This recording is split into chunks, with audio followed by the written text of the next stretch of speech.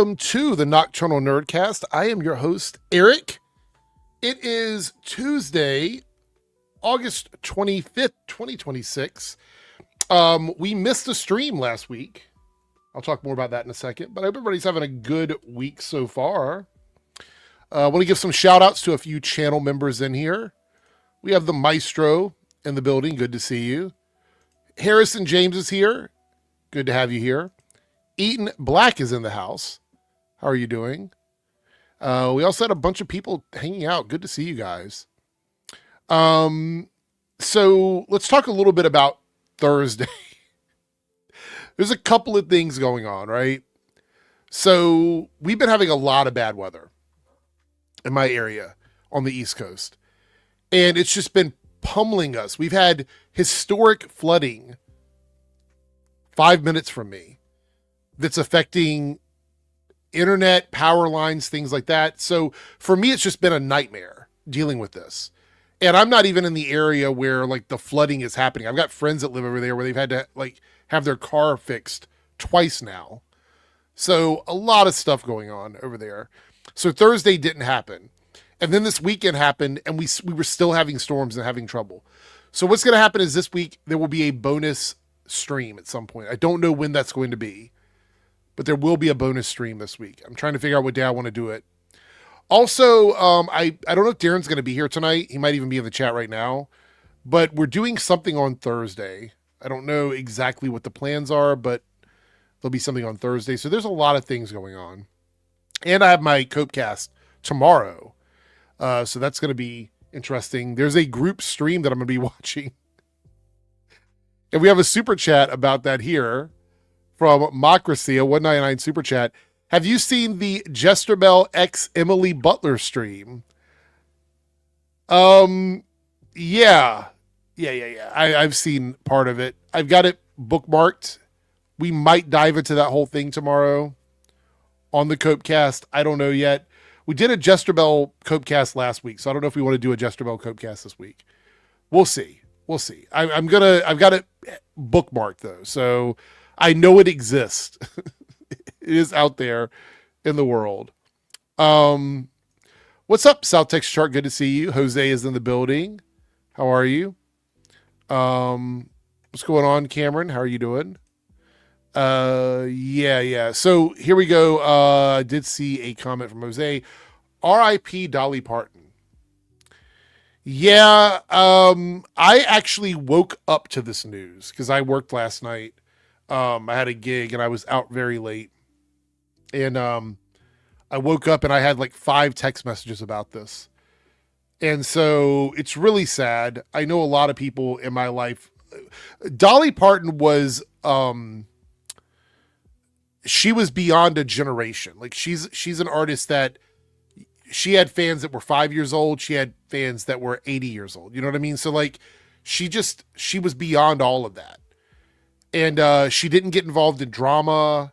She wasn't somebody out here saying stuff one way or the other. She really was about love and loving everybody and just a very, very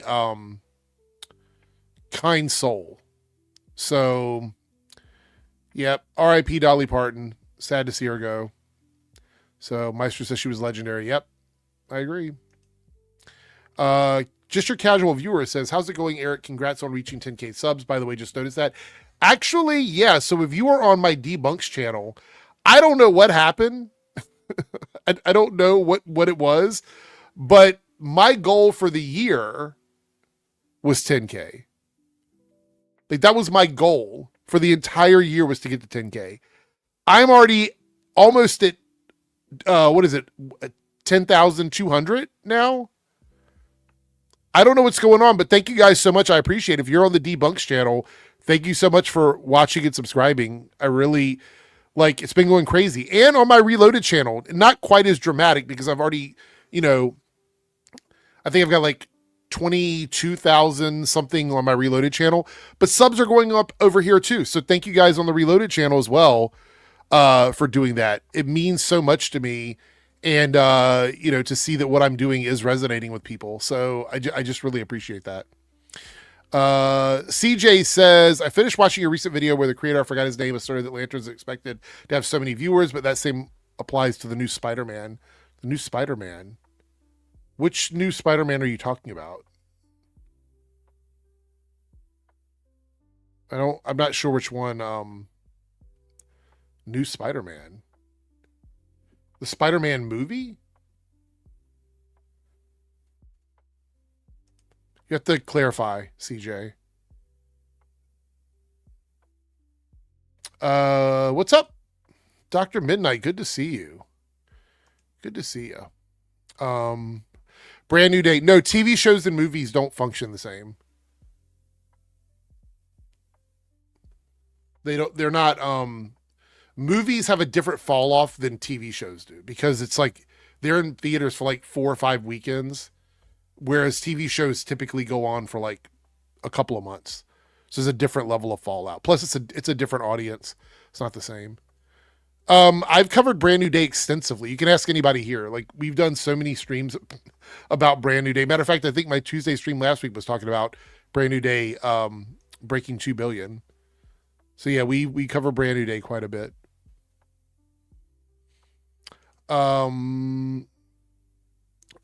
Yeah, Harrison, we'll talk about that later on in the stream. I'll do a spoiler notice for that because it's Tuesday. I'd like to give people at least one more day to watch. Parallax says this year has been owning the grifters. Odyssey broke them, and now Lanterns and making them seethe too. It's really interesting, right? So we had Mandalorian and Grogu, which for me was always a wild card. I wasn't sure if Mandalorian and Grogu was going to do well. I thought it would do better than it did, but I wasn't sure how well it was going to, how far we'd go with Mandalorian and Grogu. But again, we see that like making the TV stuff that's exclusively on TV into movies might not be the best decision. I don't know if it has anything to do with just Mandalorian and Grogu because we saw the same thing happen with the Marvels. So it is quite possible that focusing films or like putting films in theaters based on TV IPs might not be the best decision. I don't know if I'd have to sit down and look at all of it, but I think that's the big takeaway from that. But then we had, Supergirl that shockingly underperformed. I was very unimpressed with Supergirl, but I wanted it to be good. The weird thing about Supergirl was it was the opening weekend, right? The Supergirl thing is weird because it was the opening weekend. Typically, your opening weekend is the hype weekend. It's going to be your biggest weekend. It's going to be the weekend where you hopefully match whatever your budget is. Because you're not going to make all your money back, but you can match your budget in your opening weekend. So that's always a good thing. The opening weekend is typically built on hype and momentum. And we see that we didn't have that with Supergirl. And so Supergirl didn't do good on that opening weekend. So now we have a situation where after Supergirl, we've just had huge swings, right? So we had Odyssey. By the way, Odyssey is really funny because these guys, a lot of the channels we watch, went above and beyond to try and make the Odyssey look bad. They went on TV shows. They went on different podcasts. They said people were going to reject it. They did everything they could to make the Odyssey look bad. And it broke $1 billion. And it was well received. So that was one of those trifecta things, right? So broke $1 billion, critics liked it, fans liked it. The 3 things that they typically go after. But when they can't do that, it's just boring to them. And not the fun kind of boring where I say I'm bored. Like that's what they say about it as a pejorative, right? So then we come to Spider-Man. They're like, we're not going to touch Spider-Man. As we got closer to Spider-Man, we're not going to touch Spider-Man because they saw the writing on the wall. So, but I do have the receipts. Like a couple years ago, they were flop watching Spider-Man as well, which ended up being completely wrong. As they were wrong about that, but they stayed away from Spider-Man for the most part. Before it came out, I actually think hiding Jean Grey helped them or helped the movie not get attacked because by hiding that character, they couldn't talk about her until after the movie came out. And then they couldn't grift off of it because people got to see it. The guys that make these negative videos make all of their money before the movie comes out. So they couldn't do any negative grifting off of that. So you had that issue. Spider-Man did really well. And so Lanterns comes out, has an incredible opening weekend. I did the Aaron Fisher video today. If you didn't watch it, it's on the Reloaded channel. I didn't do a debunks video today. I didn't have time, but there is a video on the Reloaded channel where I'm talking about Aaron Fisher's opinions on, Lanterns. But we're now seeing people reviewing Lanterns that aren't even watching the show. They're not even watching it. At the very least, you could watch the show.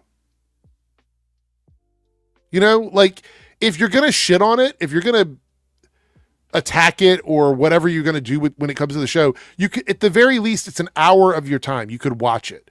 But now we have people who are trying to grift off of Lanterns outrage that aren't even watching the show. That's just so fucking lazy. And I don't think Clayface is going to be bad. I think Clayface is going to do respectable. Doomsday, by the way, I'm so lucky I got tickets. Every theater in my area is sold out of Doomsday showings for the opening weekend. Every single one. I don't know when we're going to see those numbers anywhere, but every single theater is completely sold out. And today, I had to buy tickets for Encore, which, by the way, they went on sale today, I believe. So if you want to watch in-game Encore, get your tickets now. Because I had to dig to find tickets for that. Fandango was the only place I could get tickets, and they did second chance tickets. So Dune is going to be good for them. I don't see what they're going to, they're going after Lanterns because Lanterns is one of those things where they're trying to ride the wave of the contrary fence-sitting critics. They don't have a choice. They do not have a choice. But the really tough thing is YouTube changed its viewership metrics. I don't know if you guys noticed that or not, but they changed their viewership metrics. Thank you for your comment, by the way. Where now 1 second of the video counts as a view. So we're in a situation where as soon as someone clicks on a video and I go, hey, that counts as a view. It doesn't change the money that we make off of them. Like if you got ad revenue set up, it doesn't change that, but it counts as a view. So now we're going to see inflated numbers on every channel, including their channel. So I don't know what that's going to look like at the end of the day.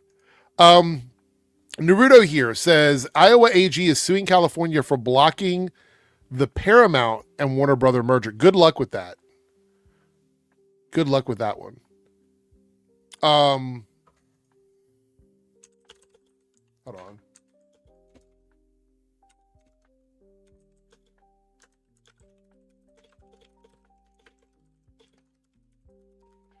I'm going to look something up. I just want to make sure I have the right information before I comment on this. Okay. So this is legally it's not possible. Iowa can't sue California in a meaningful way. It's political performative theater is what it is. So, I mean, I guess people that like to live in their little echo chambers will be happy about it. But yeah, it's, can't do anything about it. We are going to talk about the Paramount thing here in a second, though. Wayward Dawn here, Cody with the $5 super chat says He-Man being number one on streaming for 4 weeks is kind of insane. I don't think He-Man is a bad movie. I've said that I have my issues with He-Man, but I don't think He-Man is a bad movie. I think that what we're seeing is that the Gen X group, the ones that aren't going to theaters, are watching stuff at home. We're seeing that shift, right? So we're seeing that people, the Gen Xers and the boomers who aren't going out to theaters are waiting for it to come out on streaming, and that's where they're going and supporting it at. So that's why I think we're going to see a shift. I think home entertainment is going to start catering more towards the older demographics. Like anything we get for us, for my group, that's specific for my group is going to be on streaming at home. And all the stuff that we get for like the millennials and the Gen Z and all that is going to be in theaters and event type content. Because I just feel like that's the way we're going with it, to be quite honest. We'll see though. We'll see. But He-Man, it wasn't my favorite movie, but I didn't think it was a bad movie, if that makes any sense. We have, let me scroll through the chat here. Oh, Joe, why are you not in the stream? Why are you in the chat and not in the stream? Makris says, why don't they want Marvel and DC to do well? Because they make money by Marvel and DC underperforming. I've covered this pretty extensively. If you guys have watched my videos, they don't care about movies being better. They actually make more money when movies don't do well. That's their favorite thing, is to watch movies fail. You can't, if you look around on YouTube, the channels, you either have the extreme hype channels, the ones that are just like overwhelmingly fakely excited about stuff. And I say that tongue in cheek a little bit because I know some people are just genuinely, they're excitable people, but there's a lot of channels where it's like everything is a moment. I don't buy it. I don't buy that. I don't buy that everything's a moment. I don't think that everything, this is the greatest movie I've ever seen. Like, I don't buy that for every movie that you go and see in theaters, right? So unless you're doing that level of like hyping, or you're absolutely taking a big fucking dump on a movie, YouTube goes, hey, we're just going to stick you in the middle. So channels that do that don't get promoted in that way. You need a certain type of thumbnails. You need some sensational, titles. I try to go with the sensational titles, but I try not to cross the line of like, this is not something that I'm actually talking about. I think a lot of channels don't care about that. Like they'll say, you'll see like a picture of, William Shatner from Star Trek, right? He's on the cover, and then you'll see him saying like, fuck you to someone. It's like, he didn't say that. He didn't say fuck you to somebody, but they put that in the thumbnail and people click on it because that's what YouTube promotes. So there's that. So we had somebody jump in, and I saw him on Final Fantasy 14 last night while I was leveling up. What do I mean uploading? Leveling up my Phantom Blue Mage. It's Omega Veltal, I should say. Who is reading a guide, it looks like. Oh, yes, it's a player's handbook. Got it. Oh, hey. Hello. I was just finishing my D&D game. And decided to join. How are you all doing tonight? Oh. You haven't been in a minute. Where have you been? What have you been up to? Just honestly, like after my D&D game, I've just been tired, so I just go straight to sleep, and then I'll get up at like 5 a.m. Before we get into anything too heavy, did you watch the end of X-Men 97 yet? Yes.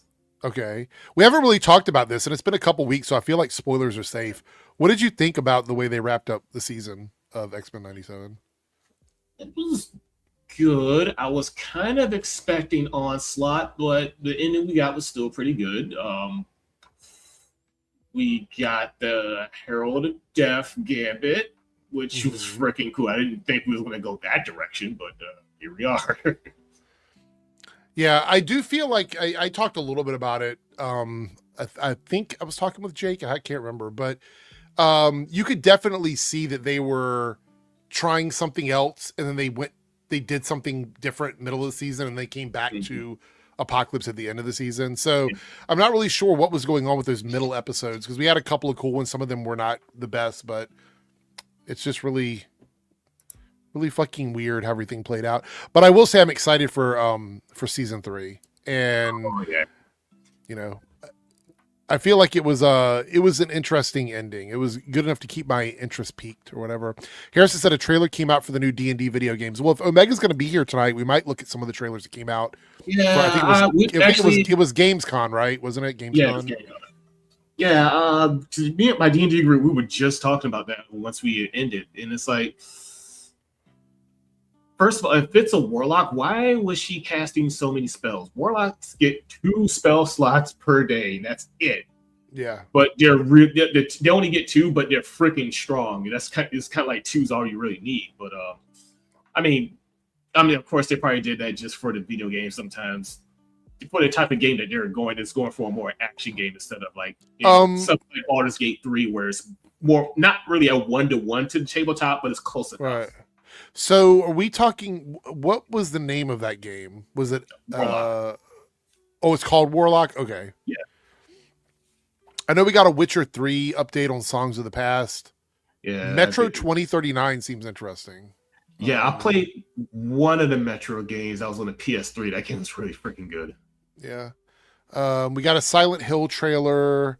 We got Exodus, which I haven't seen yet. Valor Mortis. I don't know if we watched that one. Heroes of Might and Magic 3. It's a remake. 3D remake. Yeah, remake of an older game. We'll look through. We'll do some trailers for sure. And I know Cameron sent some trailers over too. We might turn this into a trailer night. It might be like a fun night to just kind of go through trailers depending on who shows up. We did get a super chat over here from Cartoon 49. Have you seen Teenage SE and Death at Camp My Sasa? I think it's Mayasa. No, I have not seen them. I had a busy weekend. I worked 5 gigs in 2 days, so I've not had a chance to see anything. But I'm planning on seeing these this week. Probably towards the end of the week. But we'll see. We'll see if I get there. Have you don't see movies regularly, so I'm pretty sure you haven't seen these yet, but only certain movies that hold my interest, usually either a comedy or usually mostly the comedy, action, or sci-fi. And they don't make too many of those games outside of the Marvel stuff, so yeah, probably just I don't know a lot of. So I'll be honest, I don't know a lot of people that still play on PlayStation anymore. Most people are doing like Switch 2 or PC. I have a PS4. I don't even touch. So I'm that whole PlayStation Black. I was like, I've been doing that for the past 3 years. So whatever. Yeah. Good luck to anybody that's doing it. I get it. I don't play enough on the PlayStation to black it out. I just don't. I play 99% of my games on PC anyway, so I don't give a shit. Staggervore with a member for 11 months. Thank you, Staggervore. Anybody seeing Coyote versus Acme this week? I am. I'm seeing it on Sunday. I might see that this Tuesday. When I get off work. The good sign is I couldn't get tickets on Thursday. I can either watch it Thursday or Sunday. Those are the 2 days I have. Okay. I couldn't get tickets on Thursday, so it's good news. Good news. Thank you for being a channel member. Connor Dorian here with the $5 super chat says they released a trailer for the second season of Stranger Things Tales from '85. They did. Well, I'll take a look at. There's a couple pages that I look at on YouTube that have trailers. I will pull that up here in a second, and we'll take a look at it. I do want to talk about the Paramount thing very briefly as we start up because I want to keep everybody filled in on what's going on. The Paramount Warner Brothers merger updates or whatever. So thank you for the $5 super chat. We'll check those out though for sure. Buddy, yeah, we can watch that trailer, I think. Well, I wonder if it's if it's a Red Band trailer. I don't know if I can watch that or not. All right, so let's talk a little bit about this. And I know everybody's excited about this. I'm going to break it down for those that might not totally understand what's happening. So we have 11 states as of the time of me reading about this. We have 11 states that are trying to block this merger between Paramount and Warner Brothers. And there's a lot of reasons why people, you wouldn't want it to happen. I could name a few of them, which is a consolidation of content, access to more news networks with, foreign investors. There's a lot of reasons why you should be worried about this. But here's the interesting thing. They were supposed to have a meeting on Monday in good faith, David Ellison and Bonta here, to try and come up with a way to make this merger happen that would satisfy everybody without having to go to court. Because keep in mind, the court date is next year. So next March. So it's a ways away. And while they're waiting to go to court, a lot of projects aren't moving forward because they don't know for sure. They don't know for sure if they're going to be able to do these projects once the merger happens. So the issue is that it's stalling Hollywood a little bit. So the theater chains came out. They said, oh, you should do it. You should make it happen. But the AG doesn't buy any of this. There's nothing in writing saying that Paramount has to put out 30 movies a year. There's nothing binding them to that. Like Omega could go, hey, I'm going to give you, every month for the rest of the year, I promise you, I will come over and bring you ice cream, right? Every single day, right? And then after we shake on it and he gets a bunch of money, then he goes, hey, I changed my mind. I'm not going to do that. Oh, but I thought you said you were. I did, but I changed my mind. There's nothing legally binding for Paramount to actually do anything it's promising. So they want this merger to happen. Here's the problem. Yesterday, when they were supposed to go and talk about this, the details of the merger got leaked to the news. And the only party that could have leaked it is Paramount, because the Attorney General's office they get nothing out of leaking this. So Paramount leaked it. They deny they leaked it, but they were the only two groups in the room. So already bad faith from the jump. So the AG says, hey, we're not going to do this if you can't promise to be good faith. He wants to come back to the table. But here's the thing. He wants to break up Warner Brothers. He wants to split off portions of it. And he wants Paramount to concede to this, where they're only going to be able to buy specific blocks of Warner Brothers, not the company in its entirety. Here's the thing. Ellison ain't going to agree to that. He's paying $111 billion for Warner Brothers. That's the deal. He's got outside investors. He's answering to other people. He's taken on $80 billion in debt by doing this, on top of the money that he's borrowing. He's not going to be happy by breaking things off and then being expected to pay the same amount of money. So he's not going to concede to that. And thus, this lawsuit will continue until March of next year. Or Ellison can walk away from it. I don't see any reality where David Ellison goes, yeah, I'm going to pay $110 billion, but I'll take less than what I was getting before. That doesn't seem like a reality we live in. I mean, Omega, based on that, what do you think? I don't think he's going to do it. I don't think he's going to pay $100 billion for like 30% of Warner Brothers. He wants all of it. The thing is, all these C-suite executives and CEOs and stuff, they can't be trusted like at all. I honestly don't know what they make of this. It's kind of, on one hand, I'm kind of like, hey, look. Well, businessmen are going to do what businessmen do: completely screw over a company just so they can milk it for every bit of money that they can. It's like making actual decent product doesn't really even matter anymore. Well, I mean, let me check.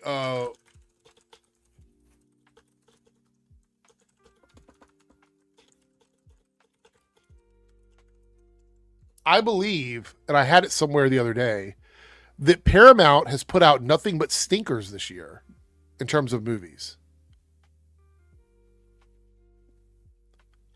Let's see. The only profitable movie that they've had this year was Scary Movie. That's the only one. Paw Patrol 3 underperformed, Jackass underperformed, Passenger underperformed, the Billie Eilish tour film underperformed. So they can't even produce hits for their own company. And these are the people you want to have buying Warner Brothers? Come on. Staggervorth, the 199 Super Chat says, how do you think the saga will end? I don't know how it's going to end in the sense of like which step is going to be the final step. But I think it ends with Paramount not getting Warner Brothers as an entire company.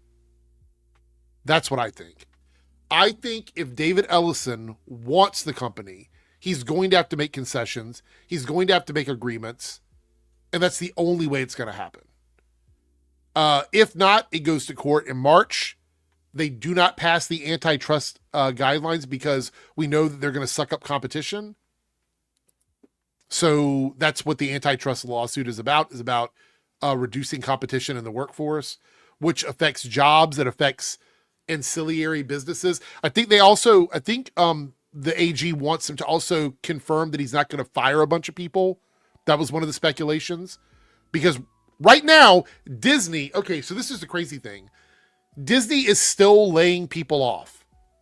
As of today, I saw on the news today, Disney wants people to take severance packages and early retirement packages to leave or lose their jobs.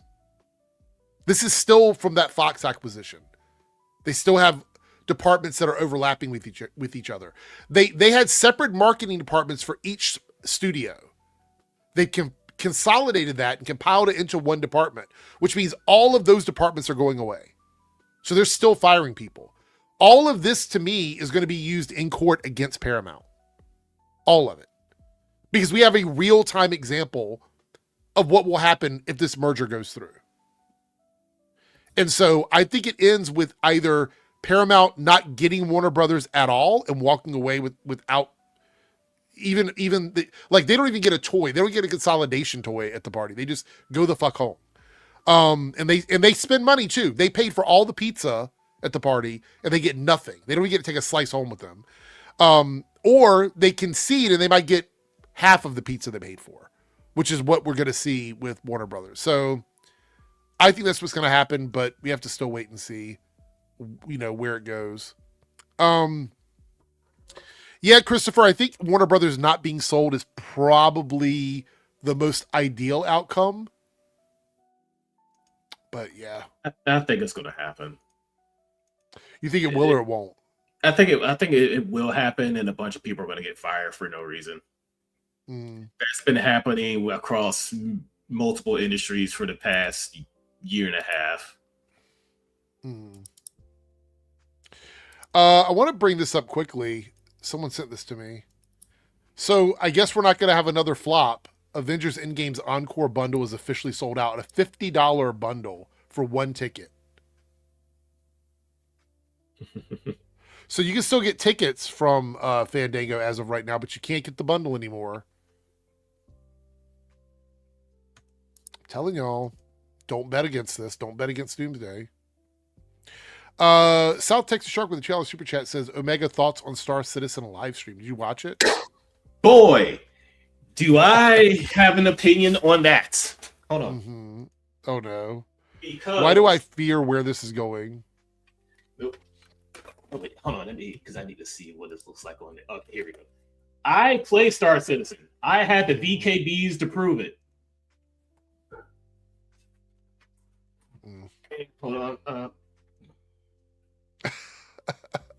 Hold on. Let me hide this because I'm actually working on something that's not suitable for. Oh no! Yes, please don't do that.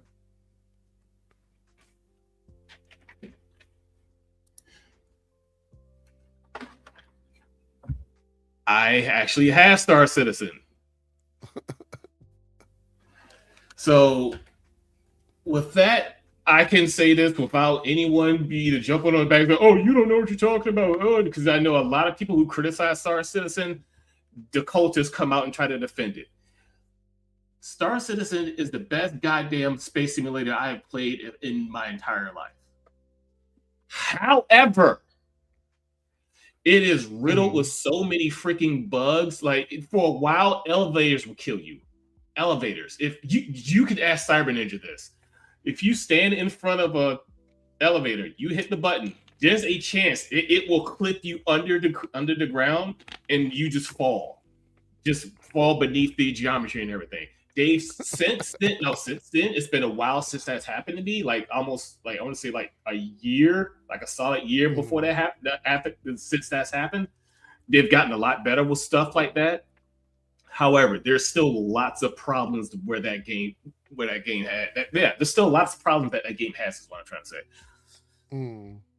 I seen that live stream because what they did was because actually, first of all, they hired this Star Citizen streamer to actually work for them to do stuff just like this. I never really watched the guy, but apparently he's like super popular with a lot of others. Yes, elevators could. That hasn't really been a big issue nowadays, but there's other bugs that will completely. Darren, why are you not in the stream? Like, but Yeah, but to make a long Everybody's story. in the chat. They're not here. Yeah, damn. Yeah, but yeah, where are y'all? Come on in here. But Oh wait, no, he is here. oh, He was hidden. I've got 2 rows of tabs. I could see, like, I saw fingers at the bottom of the screen. I was like, wait, hold on. He's in here. Why aren't you here? I am here. Hello. but yeah, Oh, no. That was hilarious. And I'm looking, and another thing, I've spent in the hundreds on shits in that game, so I'm invested.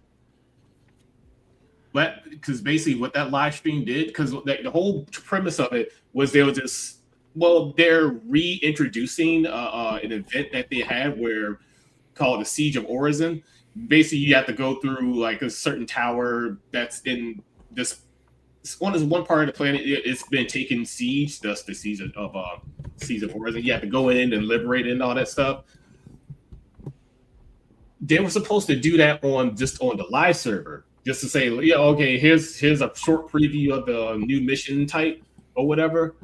But the current, what they call the PTU playtest, the live playtest server, is completely borked. Like, there's trying to do the simplest things on that server is just so screwed up. So basically, what they did, they actually took some of the developers to run through this mission, and they completely fucked it up. It's like, no, it's basically kind of like, okay, I can't open this chest. I'm stuck. Could you throw me to get me unstuck out of the chest? Okay, cool. Oh, I lost my weapon because you threw me to get himself unstuck. That is a common bug. And it's kind of like, well, it's kind of a good and bad thing. Because it's kind of like, on the good side, it's kind of like, finally, you're playing your own game that doesn't fucking work half the time. This is what we've been going through this entire time. And it's kind of like the bad thing is, it's like, yeah, it's got more people talking about, oh, how Star Citizen is a scam. And it's like, when they see stuff like this, it's not helping the argument. And it's like, over 13 years, they've raised over $1 billion. And it's like, where's the fucking game? That's right. The game's still isn't officially out, right? No, it's still in alpha. Okay, well, there we go. So, it's like I'll stay far away from it. I know a lot of people love it. I'm not going to play it. I'll stick with No Man's Sky. It now has it's better than No Man's Sky, but No Man's Sky freaking works. Yeah, it's got more stuff. So Darren, welcome to the stream. How are you doing today? You're muted, just in case you didn't know. Yes, So I could go on and on about that. It's all right. So how are you doing? What's going on? I'm good. It's been I feel like it's been an interesting couple weeks in the nerd space. But I'm good. Any particular thing that's weird to you, like in the nerd space, like anything specific? Well, I think you were right last week, Eric. People are being very dumb about lanterns. I've seen some of the worst things I'm going to talk about it tonight. Again, like at the end of the stream, we'll set aside like 20 minutes or whatever to talk about it, depending on how soon we get there, because we've really just kind of been chatting up until this point. We did talk about the Paramount stuff. I will say RIP the Dream, though. Discussing fish has been banned on Twitter. So no more people to get fished.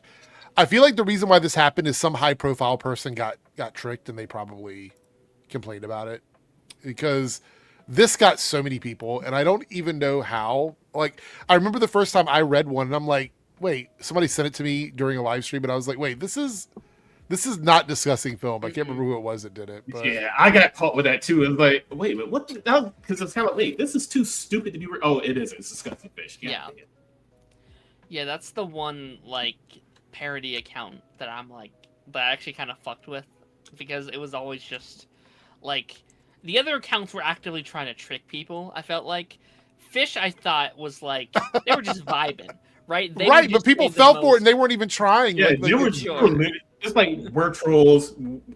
We're not disguising ourselves as anything but trolls. It's kind of like, we know what we are. We're not trying to pretend or anything. But people still get caught. I mean, because the profile picture looks like it.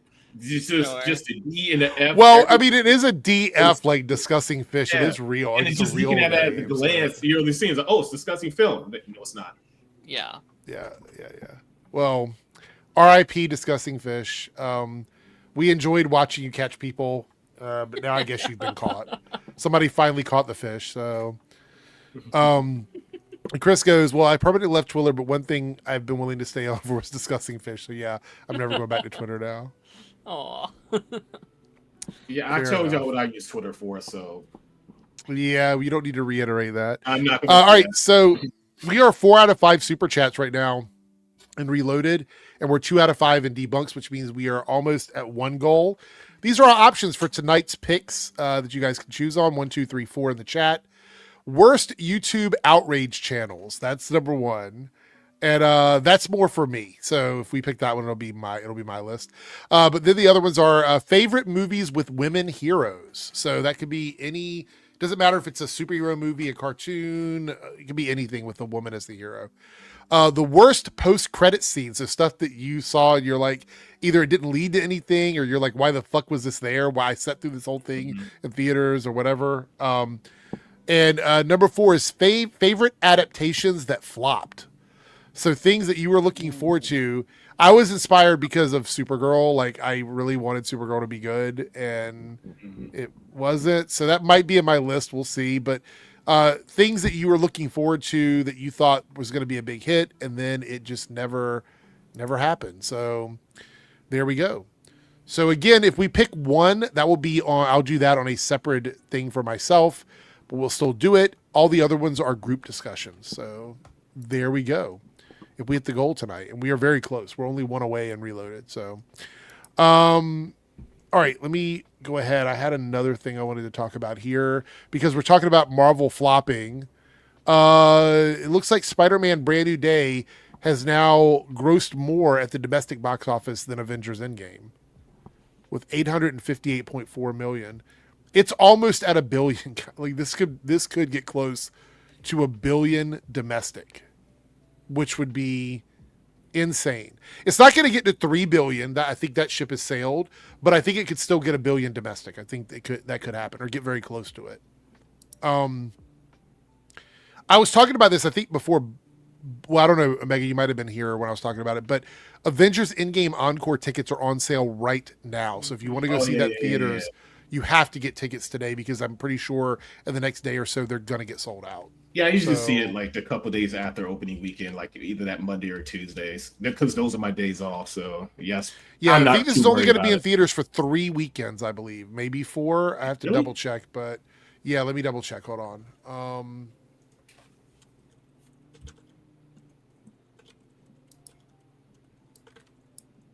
Just want to make sure that I have it right before I give anybody bad information. Don't want to be a part of that cycle. Yeah, because I know. Go ahead. It's just a feeling of time. It's like I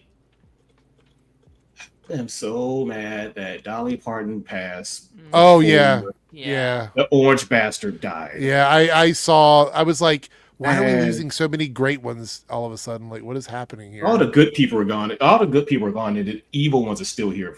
Is it Bitch McConnell still around? Oh, well, we don't know. Probably not. There was a video of him sitting in session for like 20 hours, and he didn't move 1 inch. He was sitting in a chair. He didn't move 1 inch. It's like Weekend at Bernie's or something. Yeah, I know. Oh my God. So I was wrong. I was way wrong. It's only in theaters for 1 weekend. What? According to what I see here, it said they may carry over into the next week if there's a lot of demand, but it looks like it's only scheduled on a Friday through Sunday weekend. So wait, Friday through, oh God damn it. And I go to see the movies on. Hold on, I'm double checking another source just to see. Yeah, double check that because it could be BS. Yeah, I don't know. We'll see. Like, I'm curious if those 4 minutes of footage is going to be worth it.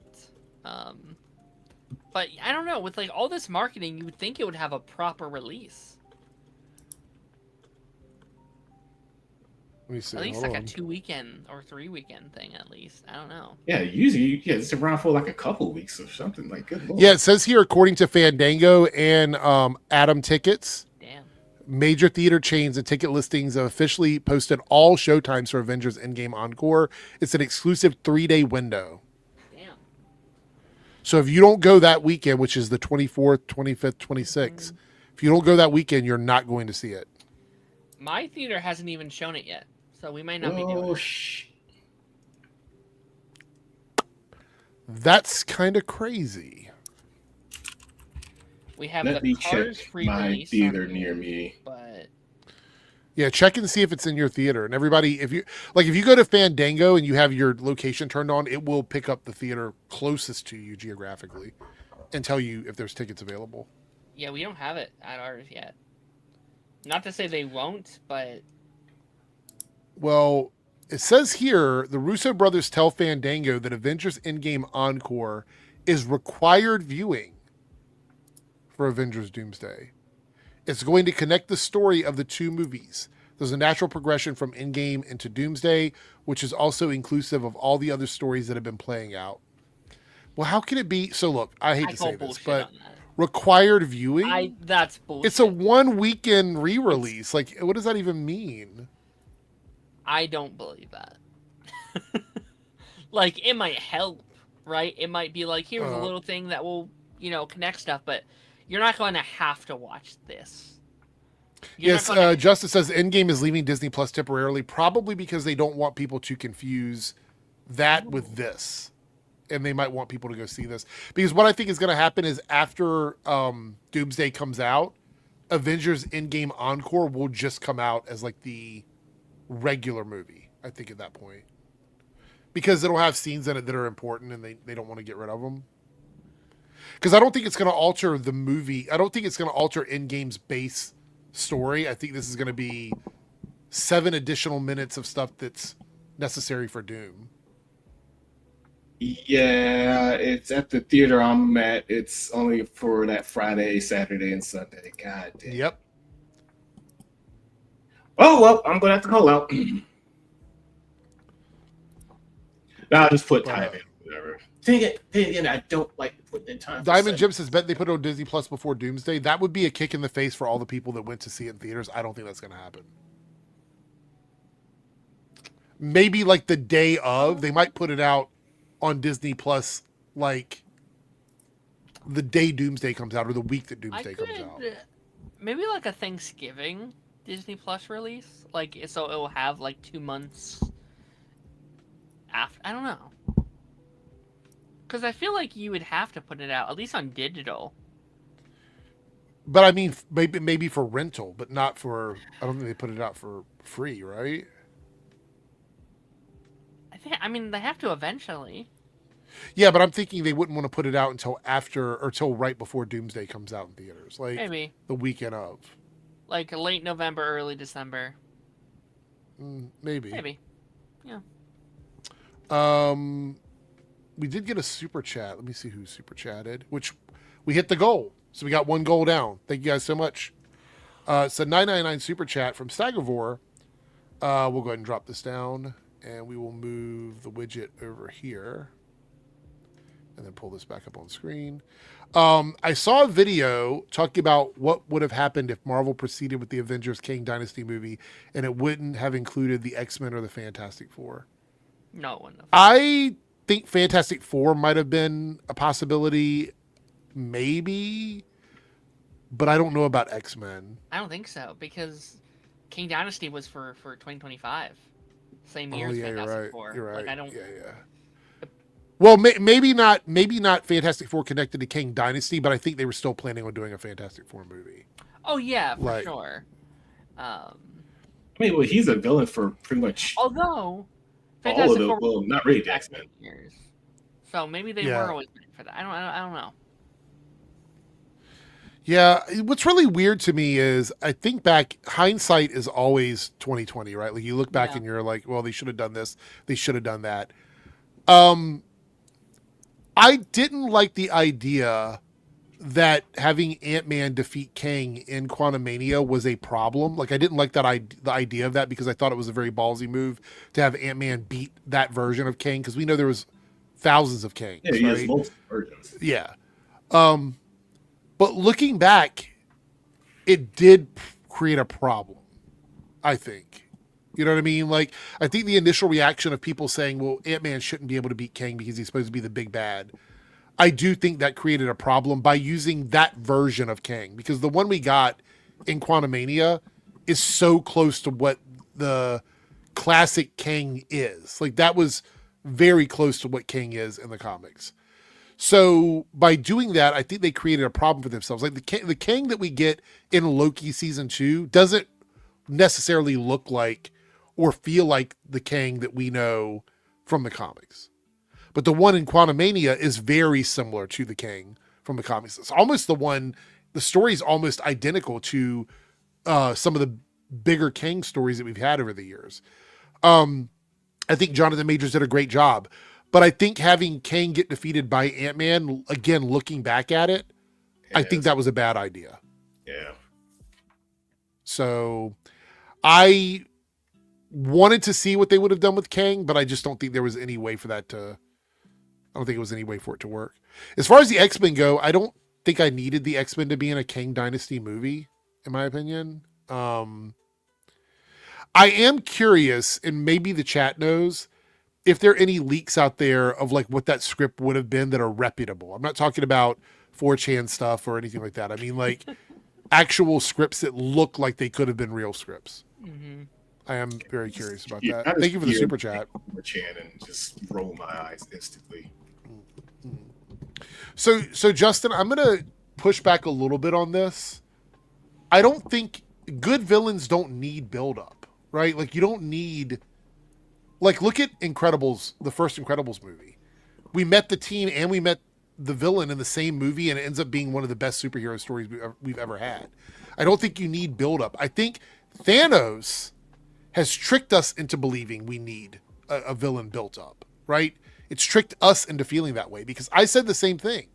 Starting out, I'm like, we have not had a lot of Doom, and now we're just going to have him in a big movie. But so what? So many big villains show up in a movie, and they're one of the best villain. Like, I can think about tons of movies where we meet the villain, and they end up being incredible in one movie. Like, look at something like, talk about a TV show. Jessica Jones, Purple Man. We had no build up to Purple Man, and look how great he was in that show, right? So my point is, I'm not going to judge whether or not Doom's build up is effective. I'm going to go see the movie, and then I will say, like, they should have done something prior to this. Like, I'm not going to hold that against the movie yet. Look, it could absolutely be a problem. We could go and see Doomsday and go, fuck, Doom made no sense. Like, no sense whatsoever, and they needed to do more with him.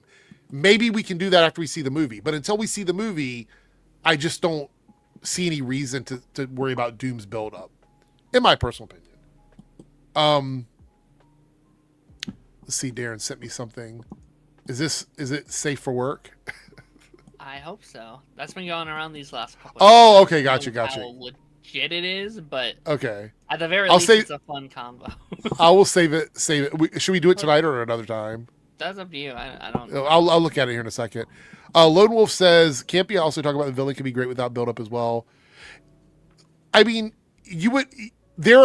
look, to be quite honest, there are more examples of good villains that have no build-up than they are of good villains that had build-up. I think the biggest one is Thanos, right? That's the one that's had I mean, he had multiple teases throughout the first 3 phases, but outside of that, what other villain?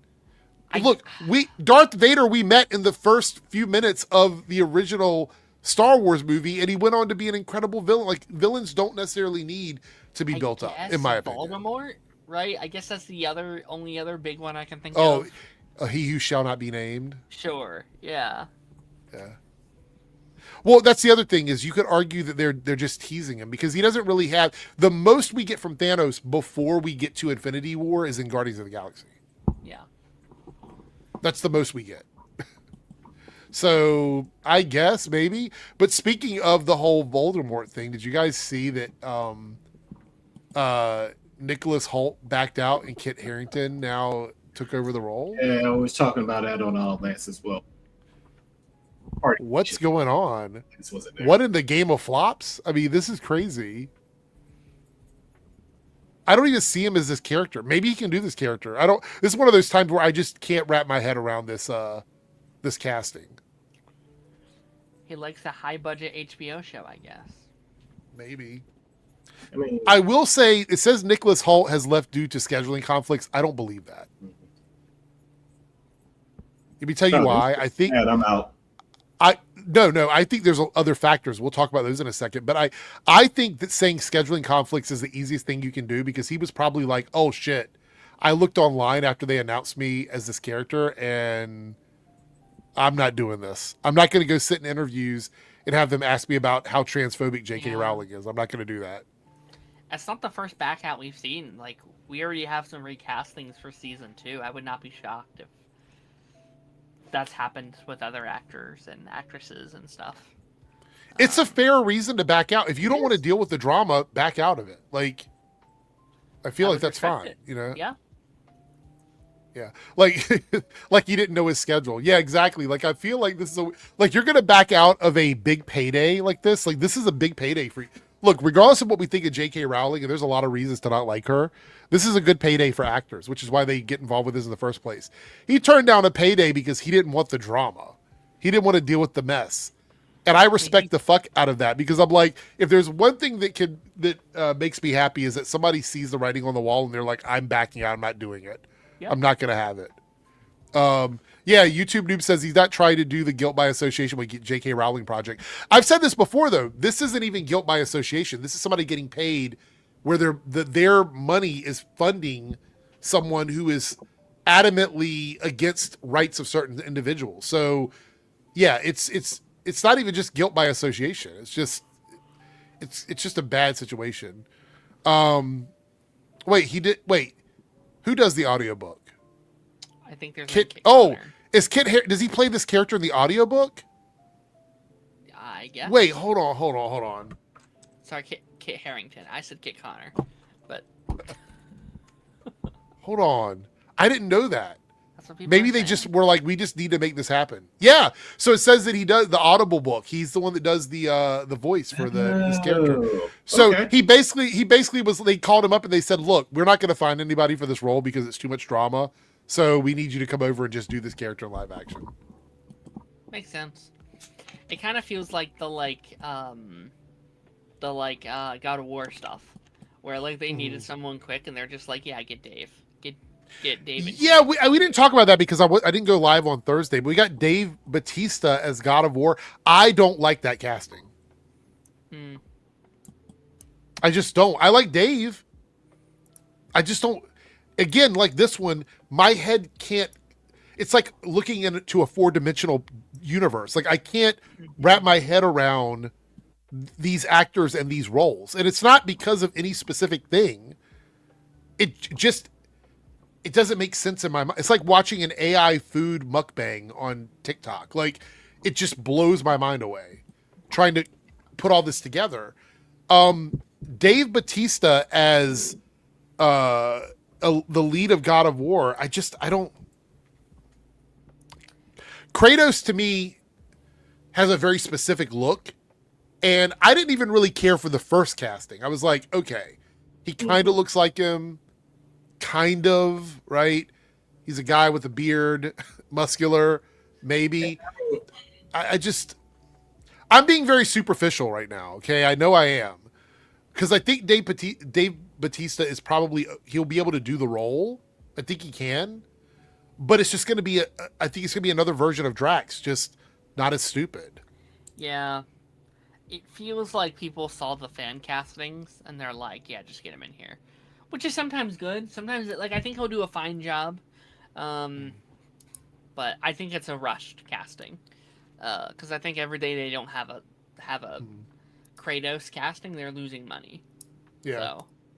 Well, Lone Wolf, I said I'm being superficial. Like I called out what I was saying, but I also said that he's probably going to do good at acting. So I mean, I think the show will be fine. Like I believe it'll. Like with him in it, it's going to be as good as it's going to be. Right? He's going to do the best he can with the material they give him. It'll ultimately come down to the writing of the show and what the directors have him doing. Because I know Dave can pull it off. I just kind of, I don't know. I kind of had a different vision in my mind of what the character was going to be. So, I don't know. They're saying it was debunked. I don't I mean, maybe. I don't know. Let me see. No, I'm pretty sure it's official, I thought.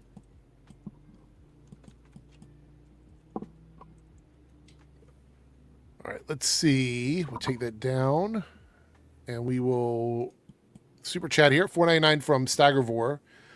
Supposedly, the Batman Brave and the Bold movie is put on indefinite pause, only because of the same reason why a lot of these projects are being paused. They don't know what's going to happen with Warner Brothers and Paramount right now.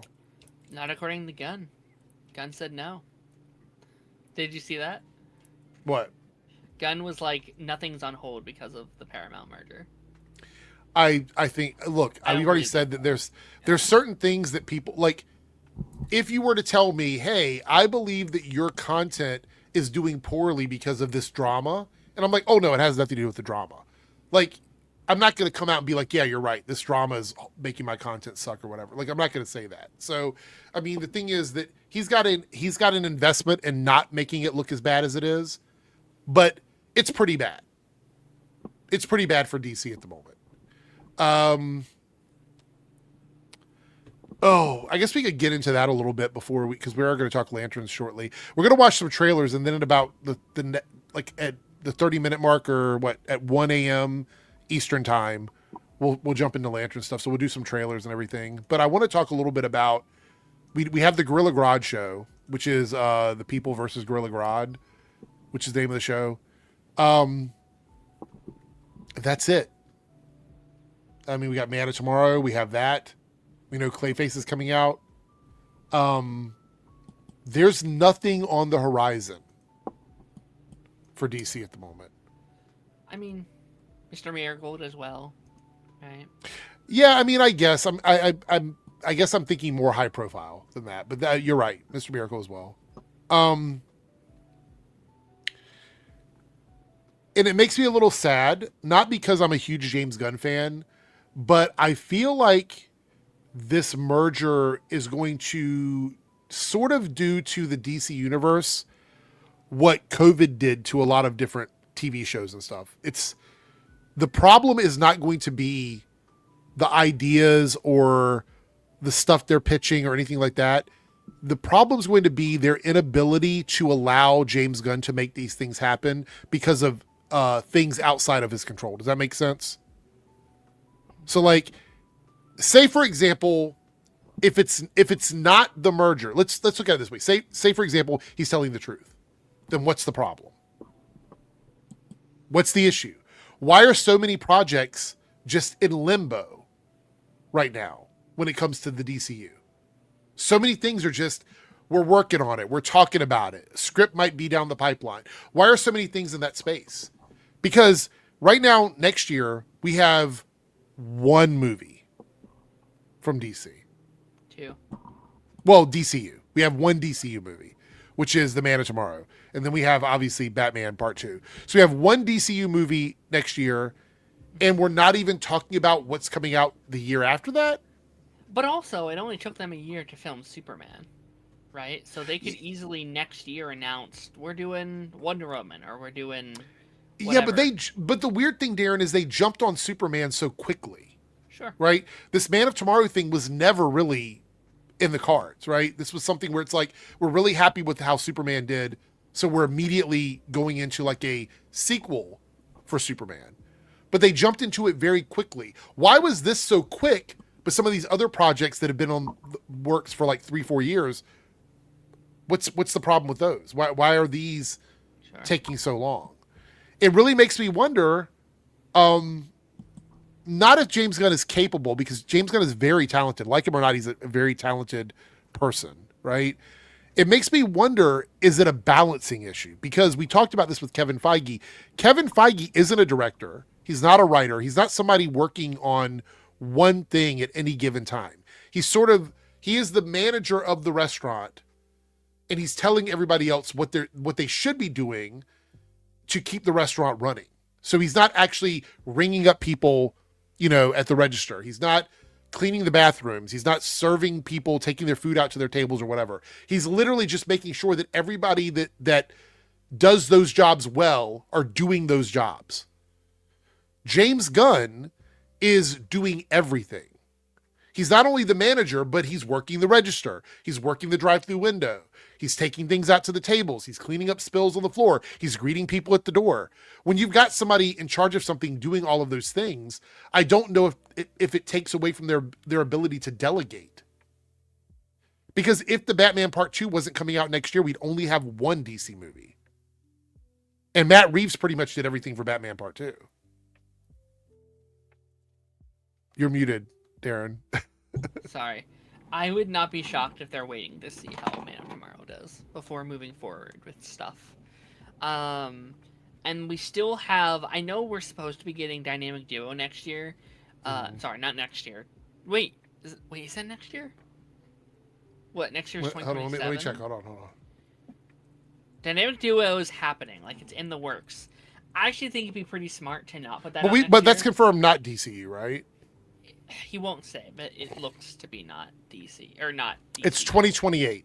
It's summer of 2028. I don't think that really matters though. Like I think as long as DC movies are still coming out, it kind of counts under the DC studios. So Dynamic Duo is 28.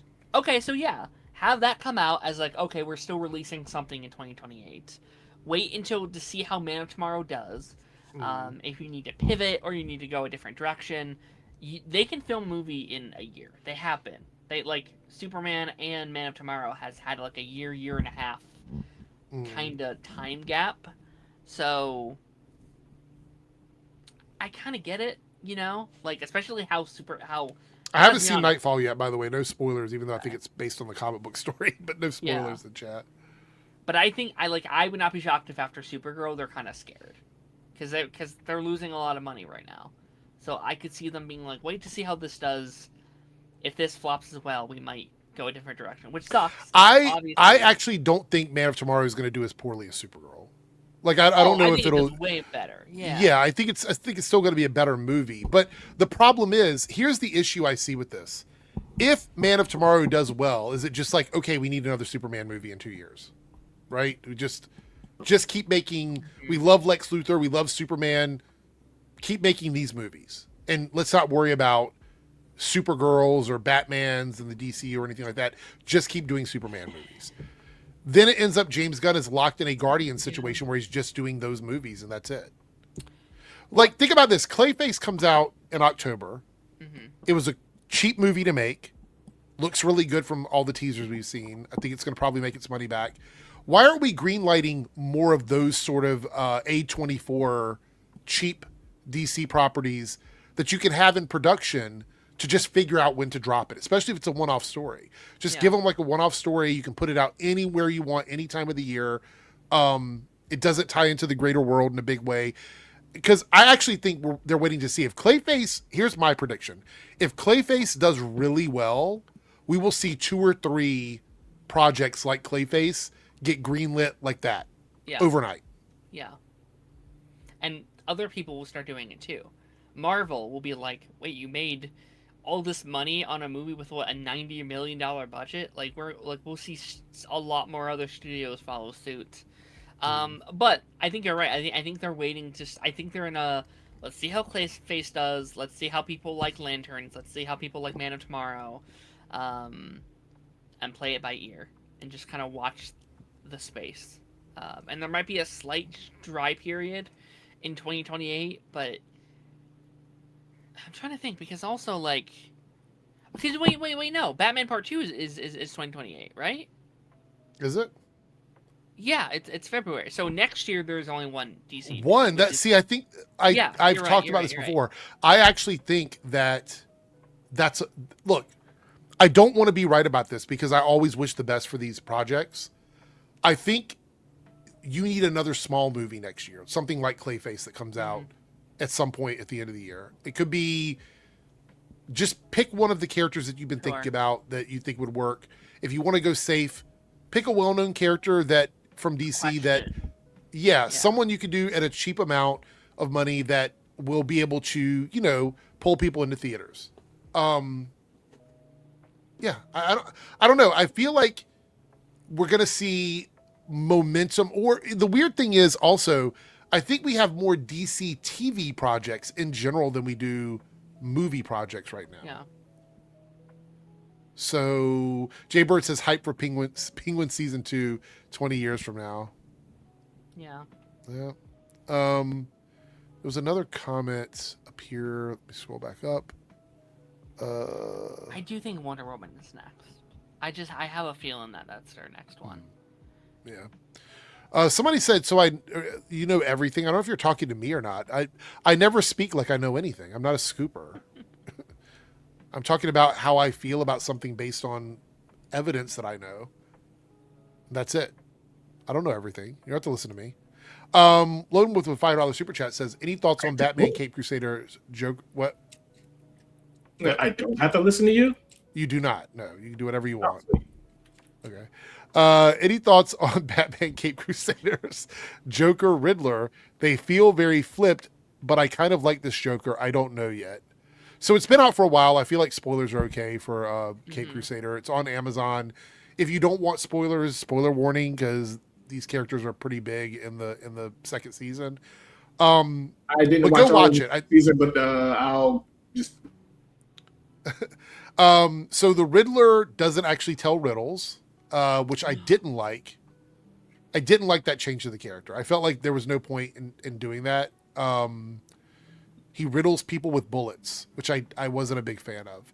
However, I like the overall concept of the character. Like, I think he, like, as a gangster, he worked, but I would have appreciated it if he also told riddles. Even if he just said them while he was shooting people, I probably would have been okay with that. The Joker was a very dark Joker. It might be the darkest Joker we've ever had. By the end of the season, though, he monologues a lot. And the whole time I'm watching the finale, I'm like, shut the fuck up. I'm so tired of you talking. He's one of those people that says, like, this is my impression of this particular Joker. And then when you see the world unfold, everything starts to fall into place. And then your memories will meld together to create a utopia of the world that you thought you knew, but you didn't actually know. And then everything makes perfect sense. This is the kind of stuff he says. And it's really like just nonsensical, metaphysical, debate bro type shit. And so Batman finally says to him, shut up or something, shut your fucking mouth. Or something. He's just so tired of hearing this guy talk. And I was like, finally, he said it. He heard me when I was saying it, watching the show or whatever. I like Cape Crusader. My only issue with that show is that Batman is not very smart. He's actually one of the dumbest characters in the show because Alfred does everything and Barbara does stuff. Batman just kind of shows up. And also he gets beaten by weird gadgets where it's like, you don't have tech for that? You're Batman. So. Yeah. I watched the first half of season 2 and I didn't like it. I didn't love it. I thought it was fine. It tries a little bit too hard to change characters. It's like it kind of sometimes it goes out of its way to do that. We got a $5 super chat from Forget Me Not 182. I think the merger plays a factor, but I also think WB is worried about Marvel again. Secret Wars, X-Men, Ghost Rider versus Robin animated film. I'll be honest, the slate of Marvel movies, and call me optimistic if you want, I feel like we got a solid slate for the next few years of Marvel, at least from what we know. I think it's the greatest lineup they've ever had. Yeah. Like Spider-Man, Avengers Doomsday, Avengers Secret Wars, X-Men, Ghost Rider, Black Panther 3. Shot in Legendary IMAX. Run. Legendary. I don't think they've ever had anything like we have potentially. I don't think people understand we're getting Avengers, X-Men. That's our 3 movies. They have the potential for 4 back-to-back billion-dollar movies with Spider-Man, Avengers, X-Men. I'm curious how much money Encore is going to make in theaters in one weekend. Like, it's only going to be restrained by the amount of theaters it's in. That's really it. So, I actually think there might be a little bit more to this too, right? People are saying that James Gunn is tapped out. He's ready to go. I don't think James Gunn, I don't buy into the trust me, bro, he's, ready to walk out the door. But I will say, imagine this. You're a director. You make all kinds of different movies. And you get a job where they say, hey, we want you to be in charge of this one specific thing. And we need you to do all of that, and you have to make movies for us for this one specific thing as often as we need you to. That almost gives you no freedom as an artist, like as a director, as somebody in the industry. You're kind of just doing the same stuff over and over and over again. And it might get to a point where he doesn't want to do it anymore, not because he doesn't love the stuff, not because they're mad about it or whatever, but creatively he might just go, I don't want to do this. Yeah. And I said this from the get-go. The beauty of Kevin Feige is he's not someone that's a director. He's not a writer. He's not an actor. You know what I mean? Yeah, I think after Man of Tomorrow, I hope he takes a break from directing. I hope he steps back into a more producer role for at least a little while. Let his creative juices flow a little bit. And yeah, like I think they need. It's tough because I don't think we've ever had a situation like that where someone was both producer, CEO, and director. Like he's wearing all the hats when he should be divvying up the hats to all these other people and guiding them through the maze, I feel like. But we'll see. Let's see. Thank you for the super chat. By the way, we're 2 away in the Debunks channel, so if you guys would like to hit a second goal on this, we need 2 more over there. All right, before we jump over to Lantern's discussion, we're going to go through a couple of trailers here that we didn't watch. But we do have a bit of news that Cameron sent over. Guy Gardner is going to be in the Mr. Miracle series, apparently. So that's interesting. I would much rather have Guy Gardner as our connective character than a certain individual who talks shit about Marvel. If you know who I'm talking about, you know what I'm talking about. Oh. Rick Flag. Sure. Okay. Yeah. He's our one. Yeah. There was a trailer for Tyler Perry's Why Did I Get Married Again? We're not going to watch that because I've heard people getting flagged for that, so we're not going to do that. Actually, anything Netflix, we're not going to watch, unfortunately. The Different World trailer, which I did like, we're not going to do that because that will... Apparently, it's becoming a problem. But we will watch the trailer for Percy Jackson Season 3. And there's another bit of news here. Disney confirms that Avengers Doomsday exclusive look that will be shown in Avengers Endgame Encore screenings are only for audiences who watch it on IMAX and Infinity Vision certified screens. They're really pushing this Infinity Vision thing, which I think it's fine. Get your bag, but I don't know. How long is the original gun contract even for? They said a decade, but Is it? I mean, I thought the contract was coming up soon. Isn't it? I think there's a renegotiation period, but I think that originally it was a decade. Let me double check. Hold on.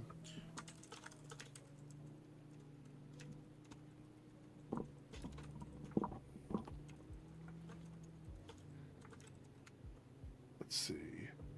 So this member chat here from Lone Wolf. We'll watch that trailer at the end of our Lanterns discussion. We'll watch that then. Thank you for the member chat. I appreciate it.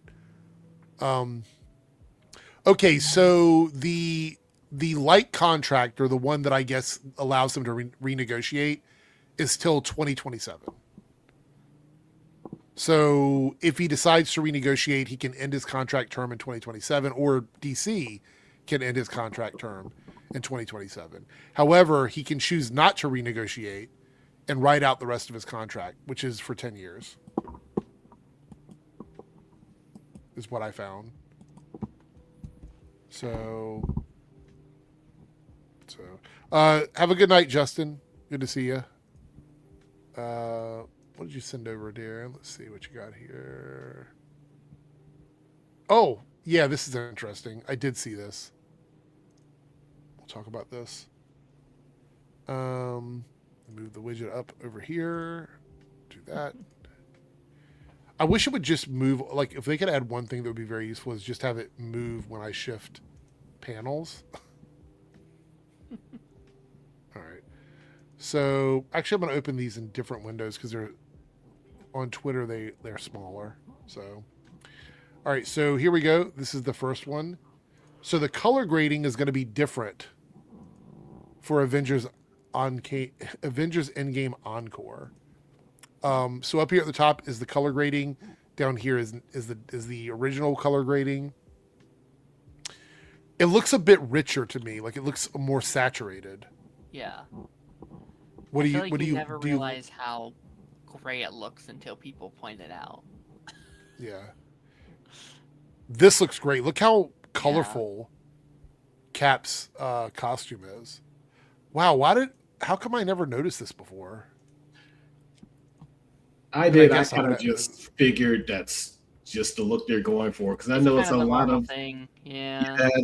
And that just movies in general. It's like they're afraid of color. I actually like this. Look how red Wanda is. Yeah. Here. Yeah, I say this is an upgrade. Oh, look at Thanos' armor. Really good. Really good. So I am already doing my rewatch right now of the important projects. Mm-hmm. And I'm going to watch Infinity War the night before I go to see Endgame Encore. Oh, yeah. So we can be ready for it. Let's see here. Close that out. Pretty cool stuff. Yeah, it looks great. That's a good reason to like re-release it. Like you're actually, I don't know, making it look better, which is great. Now go back and do it to like Civil War and like Age of Ultron and stuff. Yeah, right. Civil War looks rough. Like I love that movie. It's great, but some of the shots look pretty not great. Yeah, Civil War? Yeah.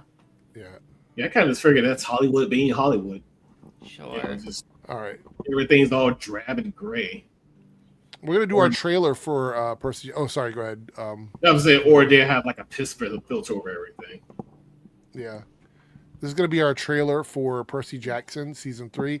What did you think of season 2, Darren? I know you're a big fan of Percy Jackson, so. I mean, I wouldn't say a big fan. Like I haven't read the books or anything, but season 1 I thought was like good. I thought season 2 was even better. I love when a show can evolve over its season. I love when a studio can give a show a chance to grow and evolve. And from what I hear, this is one of the best books in the series. So I'm excited to see. Hopefully, it gets even better. I love when a show can get better each season. I think that's great. What I'm looking for in this, because I enjoyed the story so far, I'm looking for a quality increase in the visuals of the show. That's what I'm looking for in this trailer. If it can just give me a little bit more, I would be happy. This is my favorite trailer they've ever done. Like I watched this trailer and I was hyped. More hyped than I've ever been for this show. Last week I had a dream. That was about the great prophecy. I saw the Olympians. And the Titans. Something bad is coming. Oh my gosh. Do you ever You're saying they say this is the best book? Nope. That's what I've heard. I haven't read them, but Love has the power to start wars, and it has the power to end them. That looked good. If we're going to survive a war with the Titans, it will be because of love. I think you may be getting ahead of yourself. Really?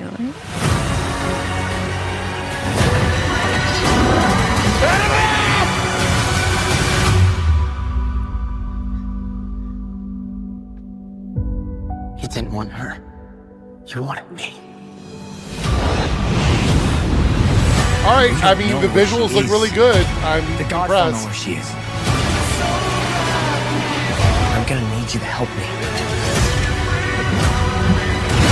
You cannot There's a stop song what's in it. coming.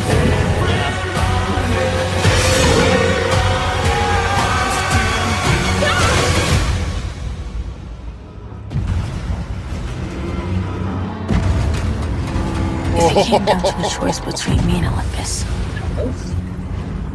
you'd burn it to the ground. Is this how quests normally go?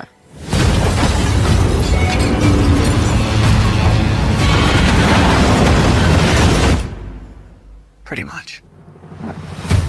Wow. All right. I'm impressed. looks That was a good. great trailer. Great fucking trailer.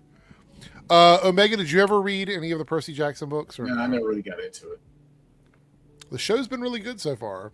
Mhm. Pretty impressed with it. Chat, thumbs up, thumbs down on the trailer. Seems interesting though.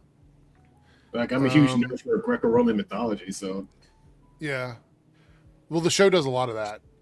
Lone Wolf with the $5 super chat. Thank you, Lone Wolf. So is this like a remaster when an artist does to old albums as he re-release to polish it up and modernize it? You're talking about the Avengers Endgame Encore.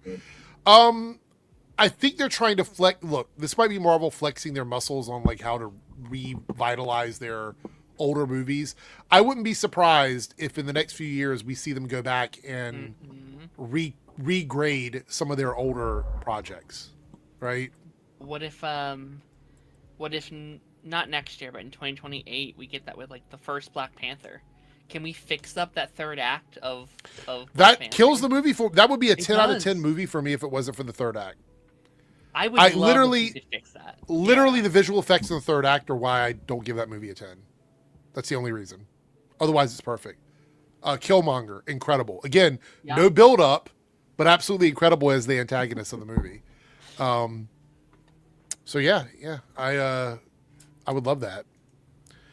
I wouldn't mind remasters to a lot of them. Yeah, Thor 2 in 4K would be peak. I wouldn't mind that. I actually like Thor 2. As long as there's still a version out there of the original. Like, I don't want it to be like a lost media thing where you can't find it. Like, have that one still there. Don't touch it. That's the movie you made. That's a movie that went through all the award shows and stuff.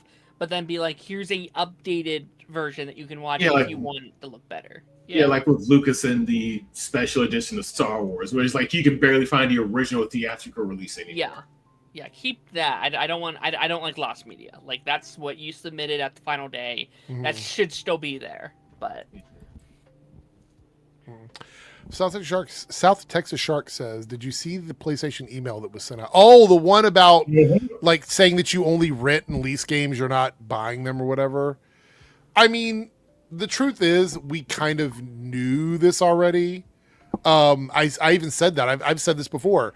Anything you buy on PlayStation, you are leasing it. It's not yours to own. It doesn't make it right. I just think it was the obvious thing for me. Yeah, if buying isn't owning, then piracy isn't stealing. I think this might be a big problem for Sony. I think this is going to be a big problem for Sony because telling people they don't own games, why buy them? I think everybody's going to go for that pass that they have for like $100 a year or something and just play games after they've been out for a short amount of time. And this is going to hurt the industry, I think. So the industry is going to start, like, less things will come to Sony. They'll probably go to like Microsoft or something like that. Like, yeah, it's a problem for them. It's a problem. I've said this about, well, this is sort of adjacent, but not necessarily PlayStation, well, tangentially PlayStation related, but just the industry as a whole, because basically the Saudis bought EA, that whole went through, and this isn't my analogy. I actually stole this from Castle Super Beast. If you listen to them, we're witnessing EA taking a shotgun, shooting themselves in the face, and we're seeing the slug going through their heads in slow motion. EA is dead. Yeah. Basically, all I want from EA is Mass Effect 4 and Jedi 3. Just give me those. The rest of it can die. I don't care. I actually think that this entire situation is changing the gaming industry in a way that is going to kill the gaming industry. Well, because it's been so profitable for so long. It's going to kill AAAs. Like, it's going to kill your EAs, your PlayStation, like the major big hitters. It's going to kill them. Indies, AAs, they're going to be fine because they can always self-publish. They can just go to Steam. They can just put their own stuff out there. So let me tell you guys, let me explain why I'm saying this. I think that there were some people that were totally okay with physical media going away because they were buying their games digitally and they didn't mind, right? But now that buy button doesn't mean anything. You're not buying the game, right? So they sent out an email saying, guess what? You guys that like digital, you don't even own the games. You don't even own them. So this is why the email and all of this has changed things for everybody, I think. And the reason why they're doing this is because they said, oh, well, digital sales are like 80% of their sales, which is, this is why I say, this is something But they're not selling anything anymore. That's the thing, is that you're not selling something if people aren't buying it. Yeah, here's the thing. Well, here's something that I'm starting to say. Numbers don't lie, but people can lie about the numbers. Like, say if you buy, okay, let's say if you buy a game on a disc, but you bought the physical disc, you put it in, install it, and all that stuff, but you buy DLC, you buy microtransactions. They're counting those as digital purchases. But not only that, Omega, what about stuff that's only digital? Like stuff that doesn't have a physical copy. There's games out there that are only digital. Yeah, they're counting DLCs, microtransaction skins. They're counting all that as digital, saying, well, look, all this is digital, so we could just get rid of physical media. When they're cooking the books, they're fixing the numbers to fit a narrative that they want. They want it so that they can control everything, and you only buy through PlayStation. It's like saying, how can you be against AI when you're using it every day? Because we don't have a choice. Yeah. A lot of stuff is gone AI. You can't do anything about it. You can still be against it. Yeah, they want it so that you can only buy it through PlayStation. So they can cut that shit off whenever the fuck they want. Yeah. All right, we got some super chats, and then we're going to jump into Lantern. Oh, no, actually, one more thing, and then we'll jump into Lanterns. Silhouette Animator with a $5 super chat. Joined the stream 30 minutes and accidentally knocked over my water. What luck, using my iPad to type, but had to put down 40 for a new... Oh, my God. Yikes. That sucks. Sorry to hear that, but glad that you're here. Hopefully everything is okay. And another $5 super chat from Silhouette Animator says, but that hacker owns GTA 6 now, and they're like, no rules for thee, but not for you plebeians. Yeah, I don't know how that's going to pan out, because that's a different thing. Like, that's a situation where they're basically blackmailing Rockstar. Which I don't care. They deserve it. But on one hand, I'm kind of like, my suspicious conspiracy theory brain is going like, this is probably all just marketing for freaking GTA 6. You think so? Something in the back of my mind is like, this. It's probably just their marketing. It's probably just my cynical side saying, like, this bullshit, right? Maybe there's a hacker storyline in GTA 6, and this is them like setting that up. Oh my God, like some ARG type. I hate that. If that's the case, I'm gonna be so pissed. Let's see. I've seen the leaks on Twitter. Happy birthday, Jose. Hey, actually, well, it was my dad's birthday. So happy birthday to your dad. Lone Wolf says, $2 super chat. Since you DM Discord something, thoughts if they do it. Let me see what you sent over.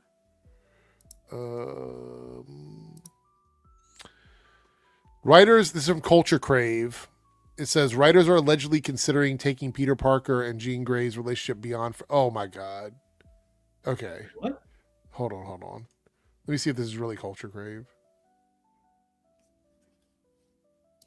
Yeah, it's Culture Crave. But there is a community note that says that this is probably bullshit. But we talked about this.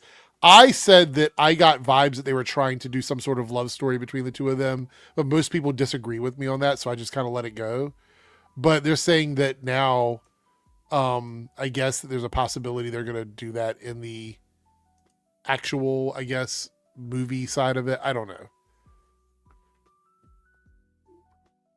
Lone Wolf. I don't know how I feel about that. I didn't like the idea that they possibly do it anyway, so I was kind of against that. So... Staggerverse is absolutely not. Let's see here. All right, so the last thing I want to talk about before we get into the Lanterns discussion, which, by the way, Omega, I don't know if you care about spoilers or not for the show, or if you've watched it. I've been kind of avoiding it because I heard it wasn't great. So, well, we'll talk about that. There's apparently going to be a TV panel from Marvel at New York City Comic-Con, which is interesting because we were under the impression that Marvel was going to be scaling back their TV presence. But now they're saying that there's a possibility we're going to get some announced projects at New York Comic-Con. So let me see. Hold on one second. Let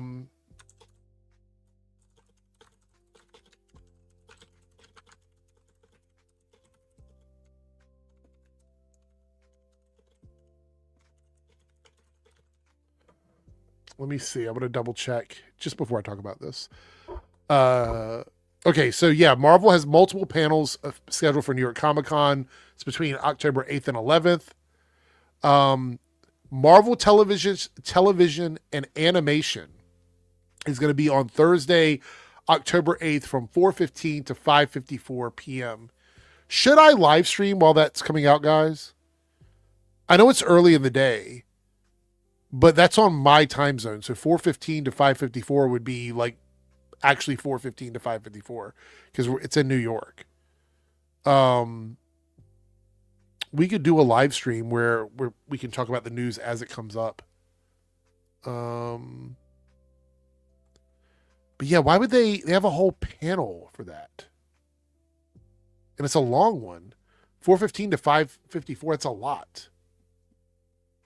It says they're going to talk about X-Men 97, Your Friendly Neighborhood Spider-Man, and the future. Because, like, if we're talking about Vision Quest, X-Men, and Spider-Man, that's not going to take up that much time. There has to be some other stuff they're going to be talking about. There has to be. Huh. So we might get some TV side announcements from Marvel, which I think would be kind of exciting. Let's see, Cameron. We'll see if we can squeeze that trailer in at the end because I keep pushing back the Lanterns discussion, and I feel like people are waiting for that. And that's a trailer for a Paramount Plus show, so we'll take a look at that later on. Scott Buck doing secret. What? Wow! Look, 2 comments about Secret Invasion. Jonathan says Vision Quest comes out a few days after New York City Comic Con, so they might share the first episode. Yeah, they might. It's possible. We got a new subscriber that subscribed while I'm live. It doesn't usually happen. But shout out to Pearl, who just subscribed. Thank you so much. You should be able to chat in like 5 minutes. I have it set to 5 minutes. It's just a little deterring for the trolls because they typically get annoyed when they have to sit and wait. So, all right. We are 1 super chat away in the Debunks channel from getting 2 of these options on the poll. If you haven't voted on the poll, by the way, 1, 2, 3, 4 to whichever one you want me to talk about. We can do number 1, which is a separate stream myself, or 2, 3, 4, which is a group chat, if you're interested in that. And I guess whenever Darren returns, we'll jump into Lanterns. But before we talk about the episode, you say you've heard it was bad. Who are you listening to telling you it's bad? Just stuff from Instagram, TikTok, Twitter. I was kind of like, stop listening to that stuff. Yeah, that was kind of like, well, I was like, oh, it's bad. Okay, fine, never mind. I will tell you this. In it to begin with, but if y'all saying it's good, I'll give it a shot. It's only 2 episodes in, so it's not a huge investment. I would say watch the first episode. Happy birthday, Jose. Have a good night. I would say watch the first episode, and you'll know right away if it's for you or if it's not for you. So Omega does not listen to Nerdrotic, but he's probably hearing people on social media that are doing the Nerdrotic shit on Twitter. Not really, because I can point that stuff out. It's kind of like when people just say like, "Oh, this show isn't all that good." I was like, "Oh, really? Okay." Because like I said, it's not on my radar to begin with, so it's like, "Oh, it's not bad." Oh, that's unfortunate. I will say that I have had people who I know IRL. I know this is anecdotal, but I feel like it's important because I do think people might be experiencing the same thing other places. I've had people that aren't typically into the DC stuff that watched the first couple of episodes of Lanterns and they've loved it. So it's tapping into an audience outside of the normal bubble, which is why I think it's doing so well on streaming, because we know that normal bubble isn't always super supportive of these projects. So I think a lot of people that wouldn't normally watch DC stuff are tuning in for the Lanterns TV show. And it's not even really my bag. Like, it's not my cup of tea of something that I would watch typically. But I like Kyle Chandler. I like Aaron Pierre. I think they're doing a good job on the show. And the mystery has me intrigued. Like, even if you subtract the Lantern lore out of it, like, I think the general concept of the show, the mystery of the show, is actually pulling a lot of people in. So Anna in here says, people hate on things they don't watch. Example, Lesbian Space Princess. The internet decided to just hate on this independent Australian animated film from 1 year ago. I heard people talking about it. Yeah. I'm seeing a lot of people talk about it now. And I'm like, why are we talking about this now? Because I remember like months ago, I saw people discussing it, and then it just completely dropped off the radar. And now people are talking about it again. Did it get a re-release or something? I'm not sure what's going on with that. I'm sure some people saying they really enjoyed it, but I was like, this does not look like my cup of tea at all, but I'm glad y'all enjoyed it. So that's been my attitude towards it. It's like, not for me, y'all enjoy it. Yeah. All right. I was waiting for you to get back, Darren, because I want to talk about Lantern. So, no, it's okay. I was just asking Omega why he hadn't been watching it. Apparently some people on Instagram swayed him from watching it. Because I really swayed him. They was like, oh, this show's bad. I was like, really? Oh, okay. Well, that sucks. That's so weird. Great. Yeah. It's fantastic. All right, we got some super chats, then we'll get into Lanterns and we'll get through the stream here. I got so much to say about Lanterns episode 2, but Sega Fanboy 98 with a $5 super chat. Thank you so much, which by the way clears us on both. I think we hit the goals in both chats, so 2 of the things we'll do from the poll. Exposing flat numbskull troglodytes. That's a very interesting combination of words there. If F&T's views ever hit rock bottom, will Gary quit YouTube or pivot to politics? Okay, so fun thing about Friday Night Tights is they have plateaued. So what has happened is the podcast has reached its ceiling. Like it's since 2023, which is when all this woke stuff was at its peak, right? When they were screaming and yelling, 2023 was their big year. They hit some super high numbers. And then they hit a peak, like a plateau of viewership. They've not been able to break that plateau since 2023, meaning for everybody out there who doesn't understand what I mean by ceiling or plateau, they have not gone above their highest highs in 2023 since 2023. And they've only been doing a baseline amount of views on all of their streams. This is why it doesn't matter how much money their individual clips make or any of this stuff. It's why you see them doing like 5 clips about how much Supergirl sucks within the same 3 days, because they just need to get it out into the algorithm and put out as much as they can. It's now become quantity over quality for them in uploaded content. So we're seeing an influx of that. But the podcast itself has plateaued. So I don't know if it'll ever hit rock bottom. And if it did, it would probably take years for it to hit rock bottom. What you might see, this is my prediction, and my predictions about this are usually correct, is they will end up making it harder to watch the stream for free. They will eject all of the people that aren't tipping, all the people that aren't paying to watch. They'll eject all of them. They'll put it behind a semi-paywall for only their highest tippers. And viewership numbers will not matter. It won't factor in. They're just looking for their whales and their highest tippers to come in and tip them for content. That's what would happen. That's how they would shift from that. The same thing we're seeing done at like theme parks and stuff like that. Like Disney now is going, hey, are you middle class? Are you poor? Are you the poors? We don't want you to come to Disney. Now we're going to make it so that people who are in that upper middle or lower rich class are the only ones coming to the park, where they don't have to see the poors. The poors can only come on 2 days a week before 6 o'clock. Everybody else, you're just fucking out of luck. That's what will happen to these kinds of streams. They will subtract the people viewing for free, and they will only make content for people who are paying for them. But thank you for your super chat. Zach here with a 999 super chat says, I thought Green Lantern episode was good. I don't see what the big deal is about the woman that Jon Stewart met at the bar. I thought from what people said, she was in a walker. In a walker? Was there something about that I'm missing? She was. I mean, in Walker, as in Walker the TV show, I thought, or Walker as in like somebody with a wheelchair? disability. Yeah, I'm not sure. I know some people were making like Walking Dead comparisons, like during the hospital when there's like no patients.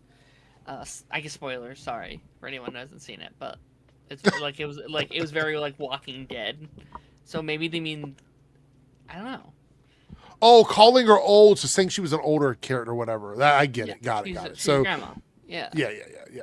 So my issue with this is, what's the problem with that? Like, what's the problem with him being with someone who's older? The issue isn't she's older. The issue is she's married. That's true. And that she's possibly taking information back to her husband as well. That's also the issue with that. They're calling her a hag. Was saying all kinds like, first of all, if we're let's be extremely like surface level here. She's not an unattractive woman. Like, Very attractive. Yes. so I don't even know what that means, right? Like, I'm not even sure what they mean by that. But I really love when guys who are like 3s call like 8s and 9s ugly. That's always funny to me. Like, you're not getting the punani anyway. Like, you're not hooking up with any of these hot women. You couldn't even get a grandma. Like, the best thing you can get is one of those like rubber things you order off of Amazon that isn't attached to a person. Like, that's the best thing you can do. And you're on here calling a woman a hag. You're calling them old. Like, quite literally, the closest relationship you have is with your hand. So what are we doing? Like, I'm calling it as I see it. Like, when you're a 3, you don't need to speak to 8s. Like, you're hitting above your weight class. I mean, the conversations I see on freaking 4chan about stuff like this, it'll make your skin crawl. it's just crazy. It's crazy. Some more super chats here. Lone Wolf with a $5 super chat. It's making me ask a lot of questions like WandaVision did. It's giving me that spark again, which I like about it. Yes. So the one thing I love about Lanterns is it's not only giving me WandaVision vibes, it's giving me like Flash season 2, season 3 vibes, because we're watching a show. They poo-poo it like it's a mystery box show. Oh, it's a mystery. Like, well, how dare they ask questions or whatever. This is the kind of TV that makes good conversation online. It's the kind of stuff that people like to talk about. They would go on and on and on. And when I say they, I'm talking about like people who just attack stuff to attack it. They would go on and on and on about how boring something is. But when you give them something that's interesting and that people want to talk about, then it's too conceptual, and that makes it not good. Yeah. I don't understand that criticism. That criticism makes no sense to me. Go ahead, Darren. What are you gonna say? Yeah, I feel like, and I don't mean to like generalize, because I know a lot of people are enjoying it and are liking it, but I think people have forgotten what TV used to be like. We've had so many event television shows, these like 6-episode, every episode has a massive fight scene and these massive moments. They're structured like movies, the Stranger Things, the big Marvel stuff, the Netflix stuff, The Boys, Invincible to a point, where it's like, no, this show reminds me of the Losts, of the like Fringe, of like that genre of show, before the era of streaming. And I some people are liking it, obviously, but I think people need to understand this is season 1, right? Shout out to Arrow. I've been making a lot of like Arrow comparisons. Season 1 of Arrow was a man with a bow, and that was it. Season 8, he's a god, and he's saving the multiverse, and he's doing this thing, and I'm like, I think people need to let the show evolve at its own pace. There's nothing wrong with having a somewhat slow burn first season that over the course of the season gets higher stakes, higher threats, higher concepts, and stuff like that. But no, I'm loving this show. By the way, yeah, go ahead. No, you finish.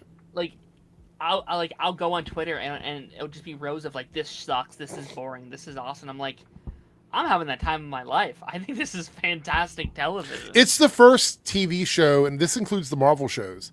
It's the first superhero TV show since the CW shows that I feel like is actually doing like mystery the way I remember mystery. Like, that's for me. I just looked up the actress who plays Macon's wife. Her name's Porna. She's 53. So she's not some over the hill woman, No. which, by the way, Kyle Chandler is 60. And if he were fucking somebody, nobody would have a problem with that. So why is it a problem if she's having sex with somebody? That's So funny. a 60-year-old man can be laying the pipe, and that's okay. But she's out here doing her thing. And like 499 super chat from Zach says, yeah, they made it sound like she was 100 years old. And yeah, there's no issue with her age. There isn't, which is the point I'm making here is that if Kyle Chandler were hitting it from the back and doing rodeo noises, they would be like, oh yeah, go for it, Hal. But this woman has sex with somebody and they're like, how dare a grandmother have sex with somebody? Like, he's older than she is by 7 years. I've seen people hyping him up, like hyping him, like, yeah, you get it, John. Like, I like the memes are funny. Like, I think the like respectful memes about the like yeah, it's grandma, you know, like I think that's funny, but let's not attack the actress for, that's very silly. Yeah, Mega's got his hand up. I'm sure he's got something really interesting to say. I'm not familiar with the actress or the show. Like I said, I haven't seen it, but just judging from this conversation, because I've heard this crap before, and it's, well, how can I say this without getting you demonetized? You want me to pull up a picture of her? Let me find a recent picture of her. Yeah. I'm trying to word this without getting you demonetized. I'm pretty sure the people. Oh yeah, actually, let me see who this is before I actually say this. Objectively attractive women. Yeah, so here is a picture of her from a week ago on Instagram. Let me share this.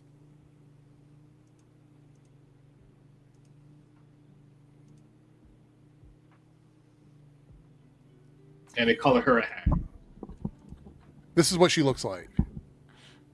And this is the hag that they're talking about. This is the hag grandmother they're talking about, yeah. Okay, yep, that solidifies exactly what I thought. Okay, yeah, the people who are calling her a hag don't like. Look, this is her. Look how beautiful she is. Yeah, now the people saying this don't like women above the age of 12. Wow. They like children. That was hardcore. Damn. I've been on 4chan since 2002. I've heard this type of rhetoric and bullshit before. And every time, these are the people who will go on freaking lolly threads and start posting a bunch of bullshit. Like, those are the type of people who are saying that crap. But look, let me pull this back a little bit, by the way, because I want to make this very clear. Even if this person were not, like, objectively by Hollywood standards an attractive woman, she still doesn't deserve to have these guys talking shit about her. So I just want to be clear about that. Like, she's obviously a very beautiful woman, phenotypically, like she looks beautiful even by modern industry standards. But even if she were not conventionally attractive and she did something else that made her beautiful unconventionally, she still doesn't deserve to be like harassed by these guys. Like I just want to put that out there because I know people want me to be specific about it. So yeah, I just need to be clear. Daniel here with 100 SEK, which I think that's, hold on, what is that? I think it's about $10. So no, it's a yellow, so it's definitely 20, but it's either 10 or 20, right? So it's in that range. Congrats on the Big 10. Thank you, Daniel. I appreciate it. And your super chat. I don't know every currency in the world, but I know the colors. So but thank you so much. I do appreciate it, Daniel. We worked hard to get there. So sorry. But what Sek was talking about earlier, it's like, I wouldn't be surprised if they started calling Billy Bobby Brown past her prime now. They already have. You know, she's only, they have? Oh, there you go. Yeah. Even though she's like, what, 22, 23 now? There's a big, this happens a lot with these younger actors. I think Jenna Ortega dealt with this too, where it's like, what happened to her? And it's like, she grew up. Yeah, they're part of the I looked it up. It's Swedish krona, which is what it is. Oh, Thank krona. you for the Swedish krona. And it is just above $10. So it's a little bit more than $10. I think it's about $10. Yeah. I know with the conversion rate, it's not sure, but I knew the color was at least. Yeah, I thought like $100. Goddamn! Oh no, wait, that's another currency. Well, I got 1,000 the other day, so there you go. Okay, all That, right. but it wasn't really. You were here. It wasn't like it was Let's 1,000. just pretend it was. Some other Let's just currency. say Yeah, it it's funny. was.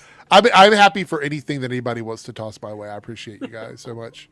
The sheriff is way hotter than the grandma. Well, I mean, I'm not really like Jason. You can compare if you want. But I was like, The whole cast is hot. Everyone is hot. All the characters are hot.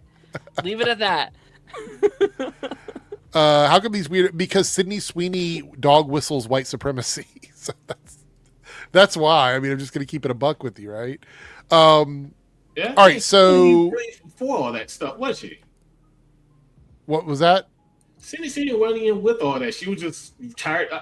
At least I hope not. Was she? I don't know. Sydney Sweeney for me, isn't like an egregious person that gets involved with everything, but she's definitely okay with like skating the boundaries. She's on She's that like line. just I don't fucking care. I think she's just ambivalent towards most of that stuff. She's like the friend of yours that might eat gum off the wall. Like she's one of those people. You know what I mean? Like you never know. Like she might have dinner normally, but then sometimes she might eat dried gum off the wall. You just never know with people like that. So, my jeans are blue, right? Yeah.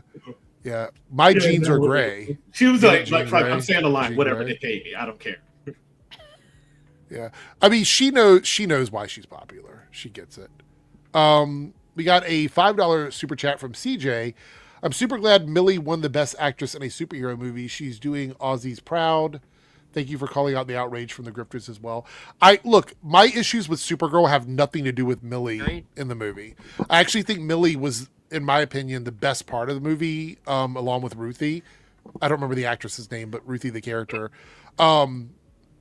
They carried what they could of that movie, the script in the film. So no issues with that. I think the weakest parts of the movie, unfortunately, were the villains and Lobo. Like I think all of that sort of, Krim wasn't great. Lobo was kind of unnecessary. But again, outside of that, because we live in a world where shitbags are here, she didn't deserve to be attacked for how she looks or how she was acting on the red carpet. Like that's, again, dumb shit. All right, we're going to get into spoilers for Lanterns episode 2. If you haven't seen it yet and you don't want spoilers, it's your time to dip out. And if you have seen it and you want to chat with us, you can stay. Let me go ahead and put up the banner so people know when they come in. Lanterns spoilers.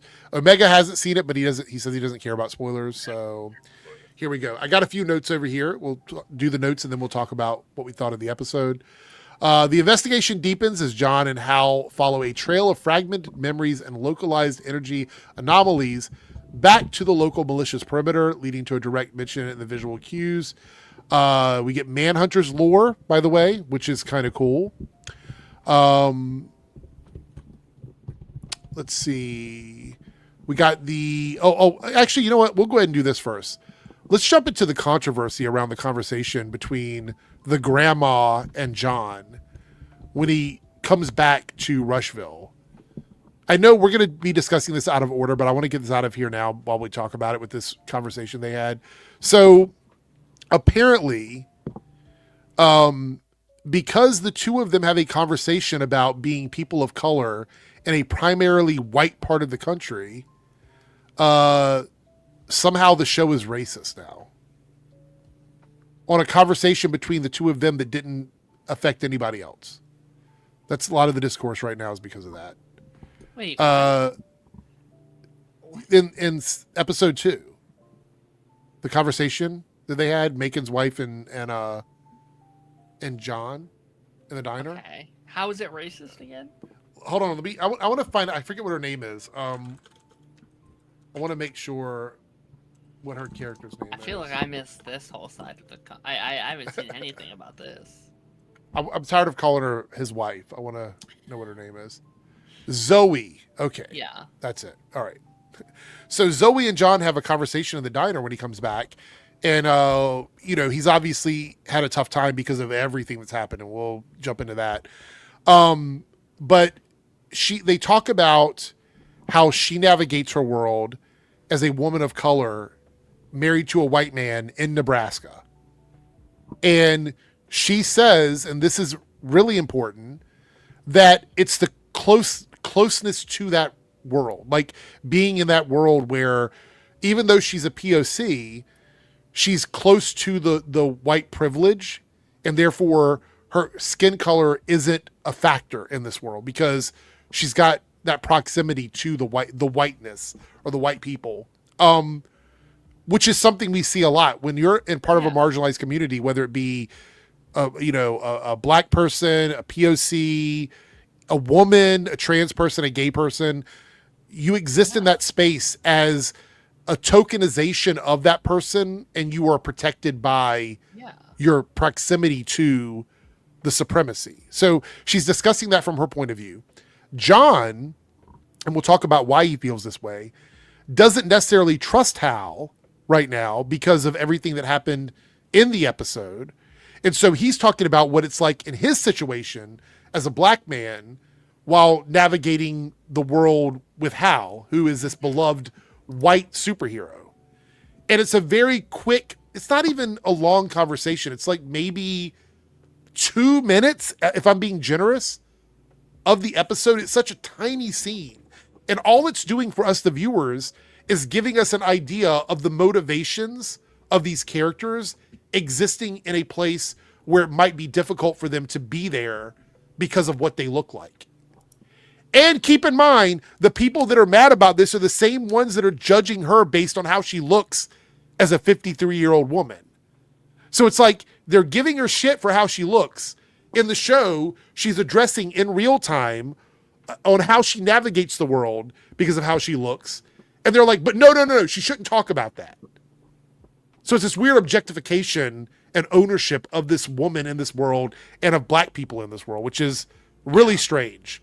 There's a lot of internet discourse about that. I think it's dumb. I think it's stupid. It didn't affect anybody outside of the two of them. They were having a conversation quietly at a table together. It wasn't like he was saying this to Hal. It wasn't like she was saying this to Macon. None of this was happening between these characters and anybody else. It was two POC characters having this conversation with each other. So I don't even know why people are getting upset about it.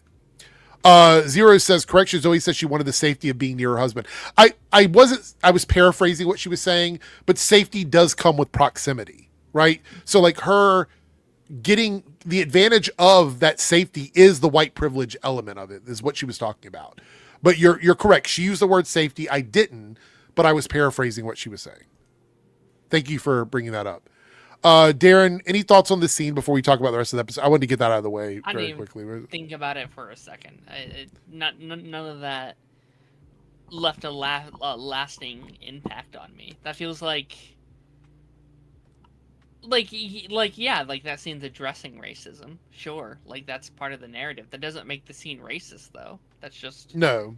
But apparently, Damon Lindelof, Chris Mundy, Tom King, all of those are pushing Hollywood racist ideology by having this scene in there, which, by the way, this might be the only scene we get in the whole series where it's an issue. This might be the only time. It's so crazy. All right. So we find out that, I'm trying to remember the order of the events that are happening here. So I know that we have the beginning. I think the beginning is where Hal is trying to recharge the lantern and he doesn't have recharge the ring. He doesn't have his lantern. Mm-hmm. So he needs to send John to get it at his house. And he's also training John on how to fly. I don't know why he's trying to train John on how to fly when the ring was down to 5%. That's another conversation for another day, I guess. I'm like, that's really fucking dangerous. But he's trying to train him on how to fly, and he creates a bird construct. Now, the weird thing, and this happens throughout the episode, people bring it up, is the bird construct persist even when John takes the ring off and gives it back to Hal. That's pretty weird. And it makes me wonder, as we see this bird last through the entirety of the episode pretty much, is there some connection to John and the Manhunters, like from his childhood? Because we know we're going to get an episode where his mother, I think it's his mother, ends up interacting with the Manhunters. At least one of them. So I wonder, and now it brings into perspective, was his dad training him to be a Lantern this whole time?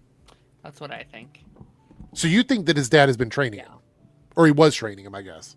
I hope so. If not, he's just trying to shoot an apple off his son's head for. Yeah, it puts that in perspective, right? If we find out that he's doing that, there was a reason. Like, he was still a shit parent anyway, even if he was training to be a Lantern. You trying to shoot something off your son's head. But at least we'd have a reason for why, right? Like, we would know why he was doing it. It doesn't excuse it. No. But, it explains why. It also made sense, like, how he talked to him. It's like, who is it? Like, what's his name? And so it seems like they were preparing and trying to find out as much as possible. And it seems like next week may be based on that. Like, it seems like next week is all about, like, the backstory of Jon Stewart and how maybe he became like, how he was chosen and stuff like that. So. Yeah. I think we're going to get a Jon-specific story next week, because I think we're going to either jump back or jump ahead to 2026. Or either go back to his childhood. Actually, I think we might go back to his childhood anyway, because we're going to see flashbacks. But I think it might take place primarily in 2026. So we might see an episode with not a lot of Hal in it, except for in the flashbacks, maybe. But Jon, while he is getting the Lantern out of this, I think it's really interesting. We're still dealing with these multi-dimensional spaces that exist within DC, because the Lantern is stored in like a weird multi-dimensional space or whatever. He gets kidnapped by these guys. We don't know who they are. But we find out there's an alien named Antan, Antaan. I don't know if he says it in the episode, but the subtitles had it on there. Who a lot of people are saying is supposed to be Atrocitus from the comics. I don't know if that's true or not, but the story is very similar to Atrocitus. But we get this character who kidnaps him and then basically brainwashes him a little bit by putting this little device on his head that gives him the feelings and I guess some of the memories of people who have been wiped out by the Manhunters.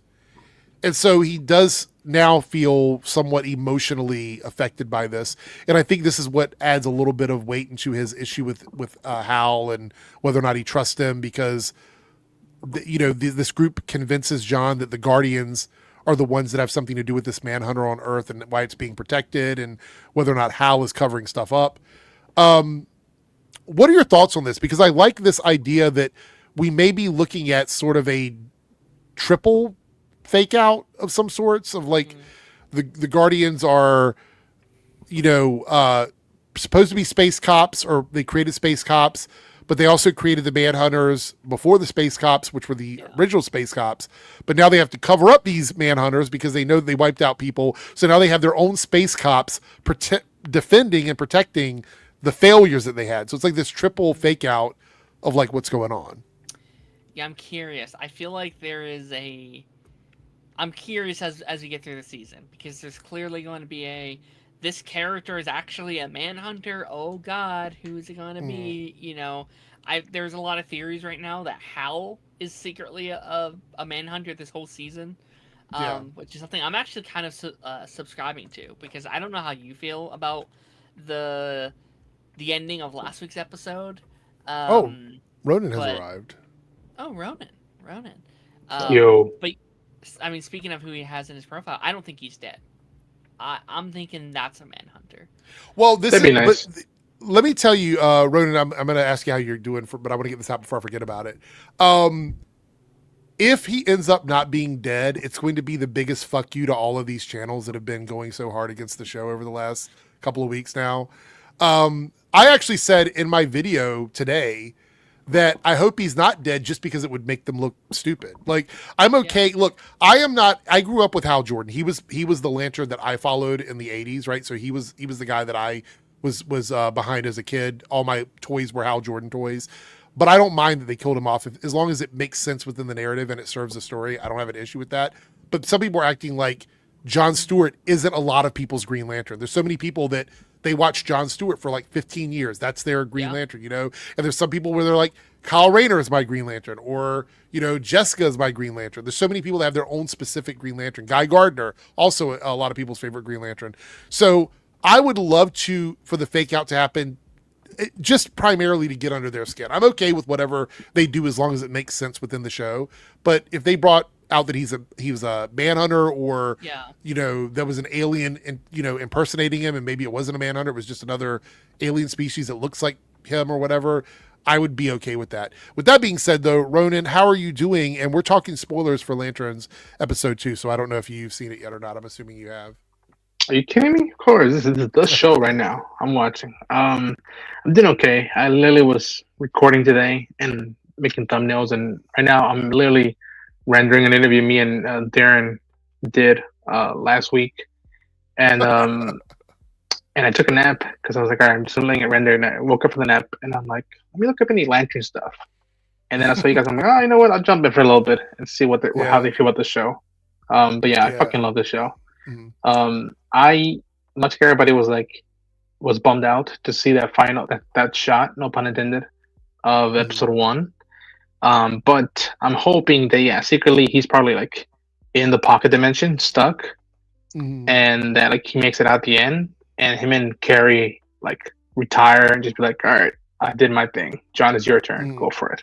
But if not, I agree. Again, I grew up with Jon Stewart. Kyle Rayner's my Green Lantern, but I grew up with Jon Stewart via the Justice League and Justice League Unlimited series.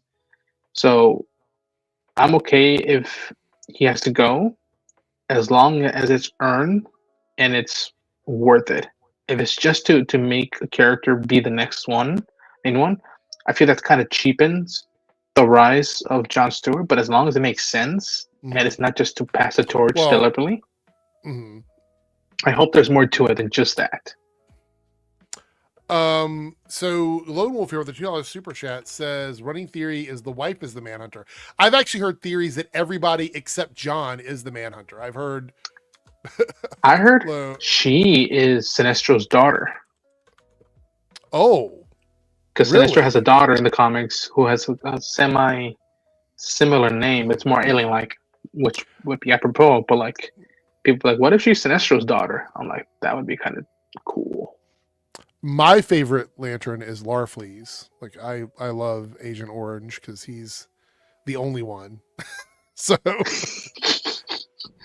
yeah, I have a soft spot obviously for Kilowog, much like everybody else. Tomar Ray. Yeah.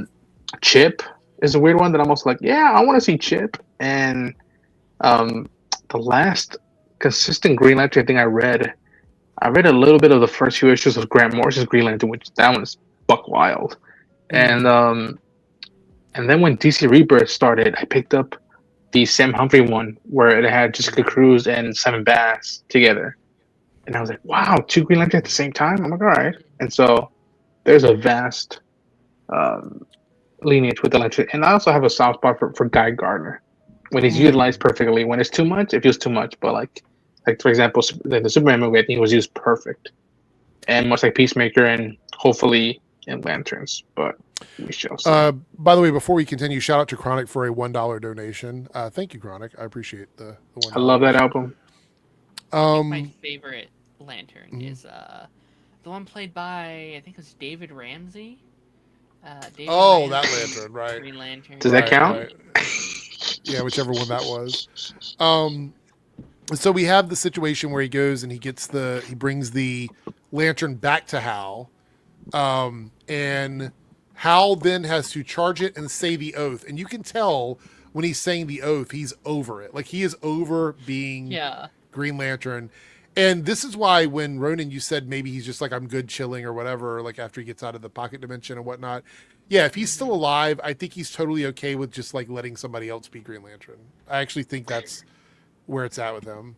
And also, if this is the true Hal Jordan, even the way he says the oath in Brightest Day and Blackest Night, he was just like all that quick, it tells you a lot about even when Carrie the Sheriff brings up Sinestro, of like, Green Lantern has been both a gift and a curse for this dude, because he had to do stuff like put down his own trainer, or not put down, but like arrest his own trainer, who was a mentor and a friend, I would assume, and how much just the identity of being Green Lantern weighs in on him.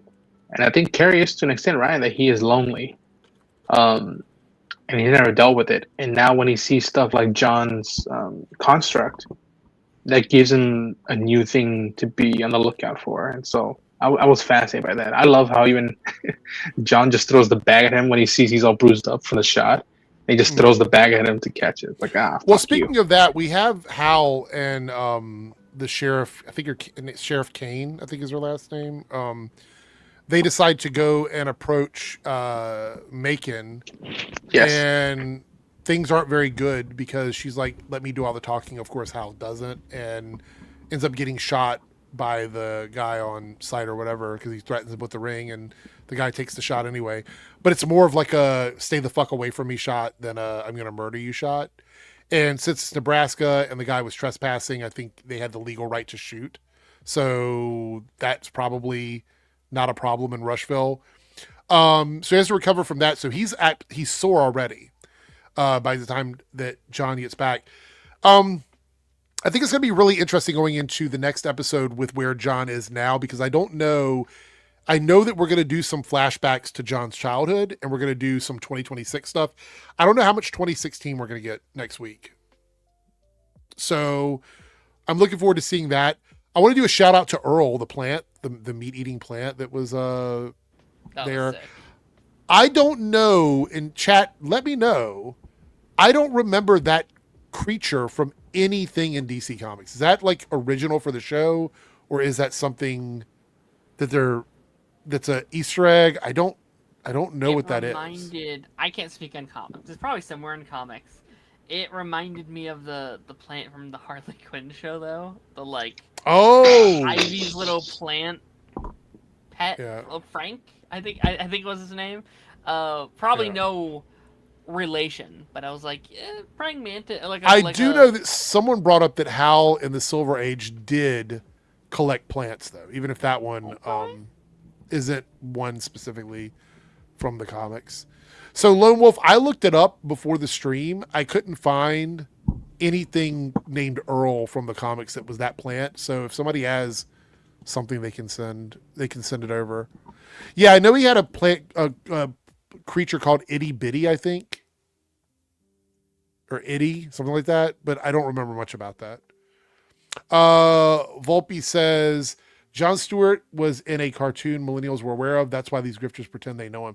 Yeah, so that's the thing is, I said that in my video about this, was that Jon Stewart was the cartoon Lantern that was in most of the shows. So a lot of kids that grew up watching the show that didn't read the comics know Green Lantern as Jon Stewart. Like, that's the character they know. Hal was in some of those cartoons, but John was in a lot more of the popular ones. So you didn't get a lot of him as the main Lantern. So there's that. Jaybird says he also has a sidekick with a very questionable and politically incorrect name. Oh, I don't want to look that up then.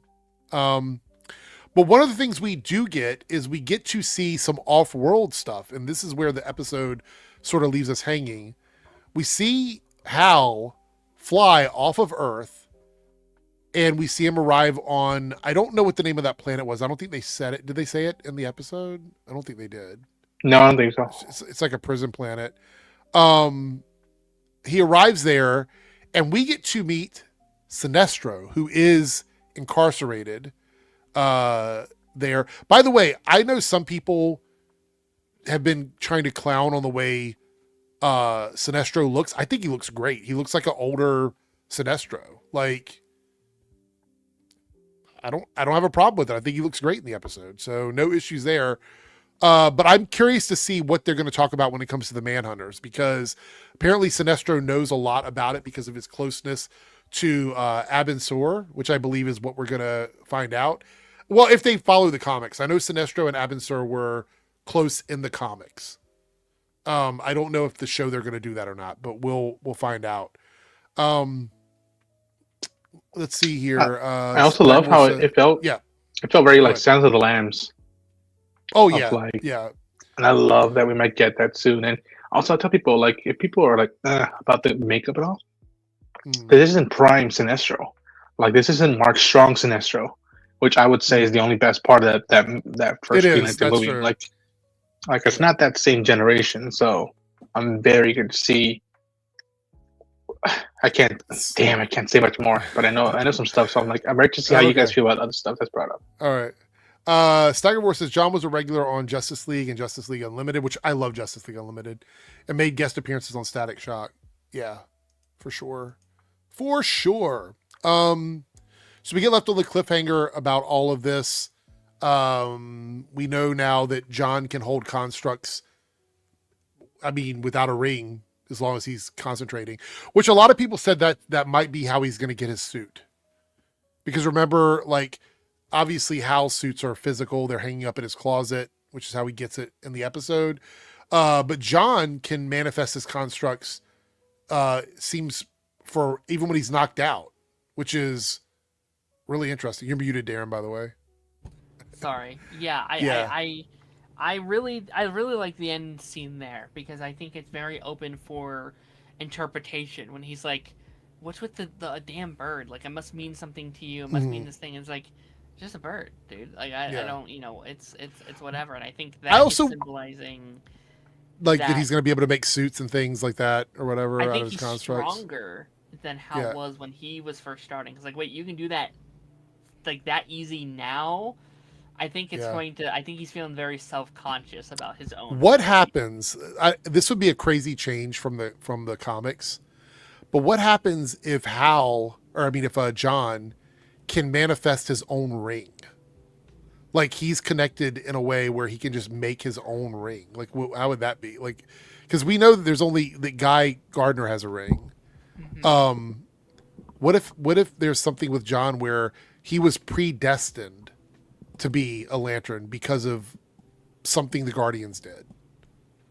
You know what I mean? Like, he's just, I mean, it would change his story a lot, but it would be really interesting if he's just so powerful, he can make his own ring. Let's just say that there are images, and it's a teaser for next week's episode that maybe alludes to that stuff, which is intriguing as hell. I'm like, because I've heard the theory that, like, what if he wouldn't even need to recharge? He wouldn't need to recharge. He could just manifest his own ring. Like, well, that's the thing that, like, I don't know if I've ever seen a manifested ring in the comics. They must have at some point, but, like, I know the first time a ring that was given to someone on Earth that became a Lantern that didn't need, like, fully recharging was Kyle Rayner. He was given the quote-unquote last ring of Oa, and so that ring never really fully needed to be recharged. So I'm interested to see how they balance that stuff out, I think. But I think, we're going to get him in his own suit. Like, you saw how he was in awe of the suits when he asked Hal, should I bring this with me or not? And that felt very, like, a wholesome moment. There's that fantastic shot when he, like, puts the suit, like, over his body and he's looking in the mirror. Well, that's one of the suits I was gonna. That's one of the things I was gonna put it in the thumbnail because we're gonna look at it here. Let me pull this up. So here's the shot you're talking about right there, where he's got it over his body or whatever. People were talking about that we're cooked because we could have had this, but we got this instead. Ew! And I was like, which one do we like better? The one on the right. I mean, the whole point is it's an old, busted up suit. Like, I don't know what people aren't getting about that. He's been Green Lantern for what, 30 years, right? Mm-hmm. Like, it's old and weathered. Like, we saw maybe that's for next week's episode, but, like, we see the Chris says Darren prefers 2011. I mean, I don't hate that suit. I don't think it's a bad suit, but it looks very limited by the technology of that era. Like, they were doing this full CGI costume back when Marvel was still doing partially CGI costumes. They were doing full on Iron Man nanotech suits in 2011. I don't think either of these are the worst suits, but both could be better. Actually, I don't think John's going to even have this suit. I think John's suit is going to be completely different. I like the flashback suit, or like the look of that one. Did you see that one, Eric? The one from next week's episode? Yeah, we're going to see it in next week's episode. Yeah, so I'm excited about that. Actually, I'll try and find it. If you can find a picture of it, we'll pull that up. I have it. Yeah. In the flashback sequence with okay. I know people are pointing out that John in the comics under specific storylines has had the ability to use his green energy without the ring. I understand that, but a lot of times the shows don't pull from that kind of stuff. They try to create their own boundaries. I think it's going to be really interesting if they establish from the beginning of John's storyline that he can do that. That's interesting to me, and it's extremely overpowered. But we don't know in 2026 if he even has a ring. He might not need the ring at all. Like, that might be something that we find out he doesn't even use the ring. How would that, or what I say is he doesn't need it all. I mean the lantern. Like, he can make his own ring and do his own stuff without the lantern is what I'm saying. I would like a world in like a second season where we can both have a ring. Yeah. Like, that is something I want. I want the show where they can both have these abilities and use it.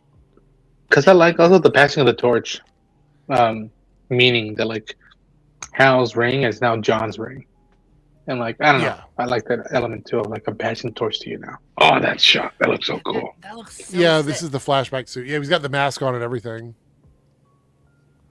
But I think he only wore the mask until he was outed as being Green Lantern. Like, I think from like 86 to 96, before he went on and did his interview and said who he was, he probably hid his identity. But I think at a certain point he stopped hiding it because he didn't need to anymore. Like, there's so much lore, man. Like, they could easily do an Arrow style show here. 100%. Where, like, each season we're flashing back to like the 30-year history. Like, I said, and I think Ronan, you mentioned this too. The Green Lantern stuff from DC is like the X-Men stuff from Marvel. It's enough to fill up its own like world. Absolutely. So I would love to see that for sure. Like, it's weird because people who have been digging the show, they're going back to watch old TV where Kyle Chandler was young, and they're like there's this one called Early Edition, and then obviously Friday Night Lights. Like, we could see him in a Green Lantern suit at age, and I try to Photoshop him from that era and in the suit. Like, man, because I do think he, like, for those who don't know, Josh Brolin was offered the role first, as Hal Jordan, and for whatever reason it didn't work out. And I think in hindsight, it was a good thing that like they didn't go down that route because Kyle Chandler fits Hal Jordan like a glove. Oh yeah, well, I can't see anybody else like Kyle Chandler as Hal Jordan in this show and Aaron Pierre as John Stewart. I don't think I could see anybody else already playing these characters. I feel like they are the characters. Yeah. They're the best casting thus far in the DC universe. I love all the other castings, but these two are the best ones thus far. So, not spoiler related. We're going to drop the spoiler banner now, but related to lanterns, and then we're going to have to wrap up the stream because we're coming up on the 2 hour and 30-minute mark.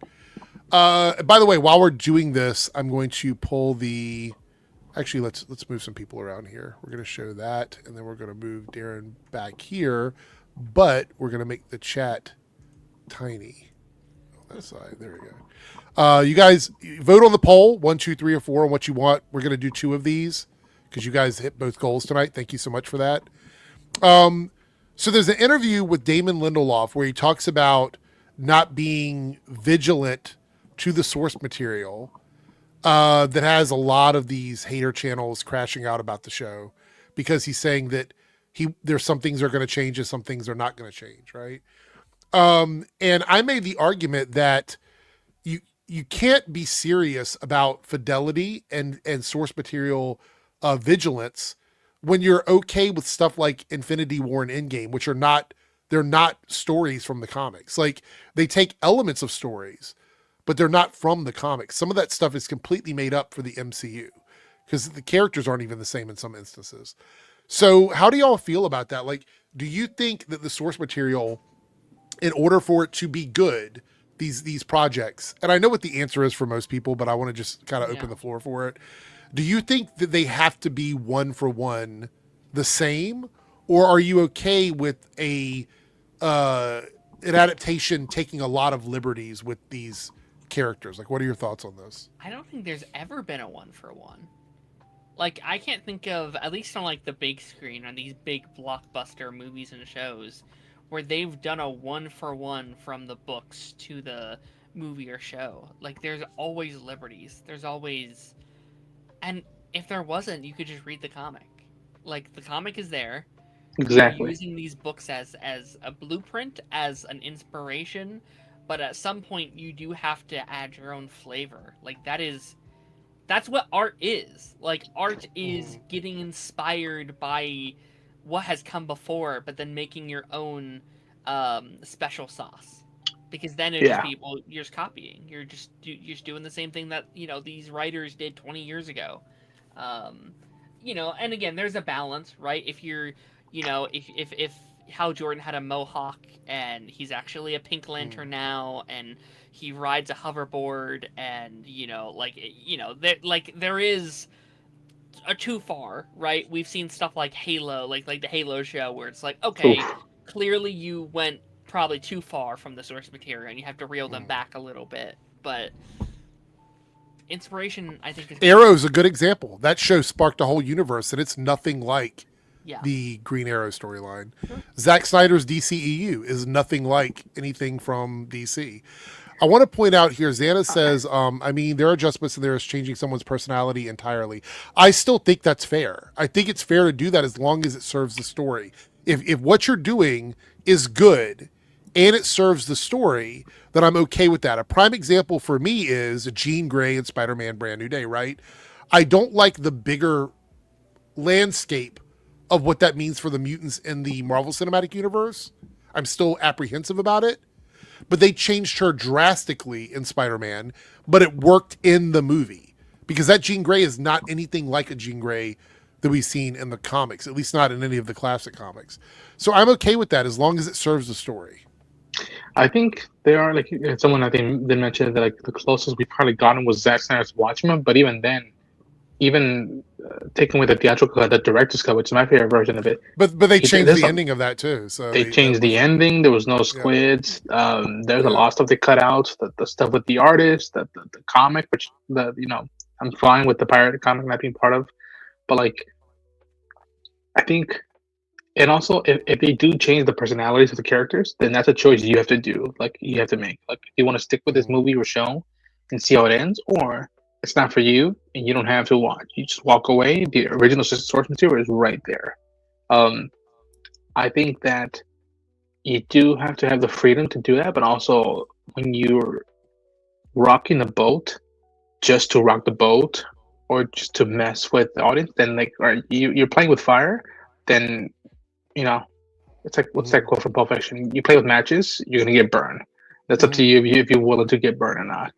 And I think that, like, with a lot of these adaptations, this is not the last time we're gonna do, like, for Batman, perfect example. They're gonna be making Batman stuff to the ends of times, and there's plenty of ways you can do versions of the character. Styles, and you shouldn't be just limited to one. Look at Batman, Cape Crusader, and Absolute Batman. Vastly different versions of Batman, but both are good in their own way. So it's like exactly. Or Matt Reeves' Batman, the Robert Pattinson's version. So and there are some stuff that are almost like one-offs, if you will, like Watchmen. Where I'm like, okay, if you change too much, you are effing with the material. And then there's some stuff where, like, the HBO show saying we're not adapting the book. Our story is taking place after the events of the book.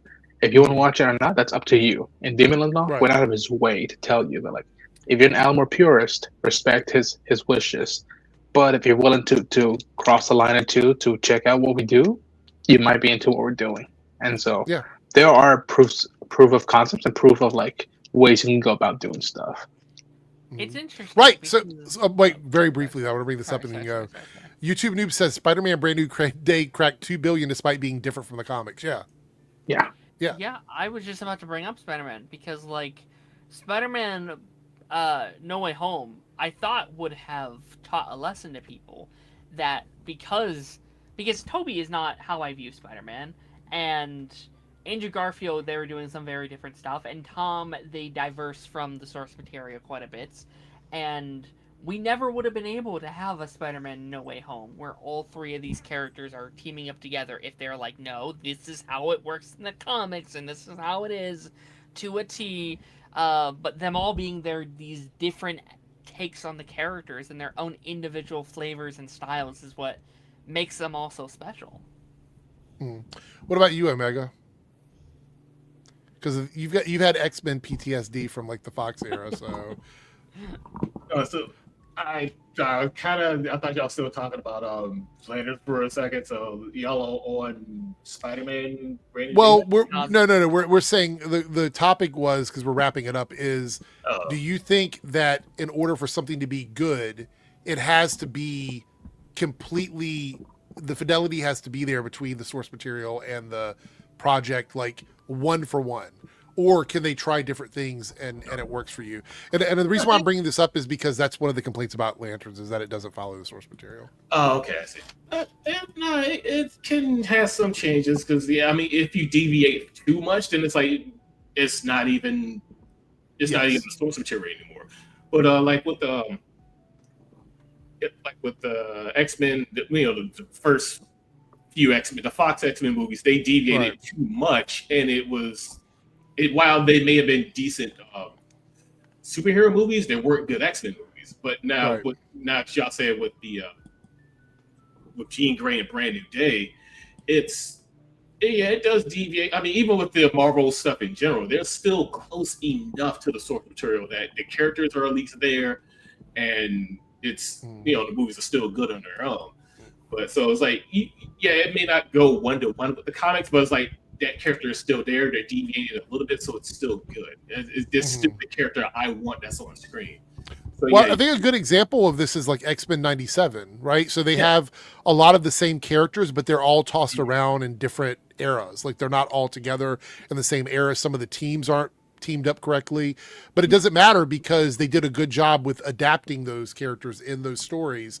And so it makes sense, right? Because if you're not doing one for one, it is an adaptation. If you're doing one for one, then it's a translation. This is something I've argued with people before.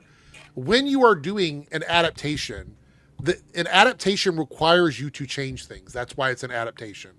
When you're doing a translation, it means moving it from one form to another while holding as much of it the same as possible. So like what a literal translation would be if you're taking like a manga to an anime and you're not changing 99% of the story. So then you're translating that from the book to an anime. If you were taking a story like a Bleach thing, like say, because I like Bleach, I know it's not everybody's favorite, I love Bleach, but you're taking Bleach from the manga and you're creating filler content about Bleach in the anime, that is an adaptation. That's not a translation. That is something different. You're taking and you're adding things and you're changing things, right? So that's the difference between a literal translation and an adaptation. These shows that we watch are adaptations. That's what they are.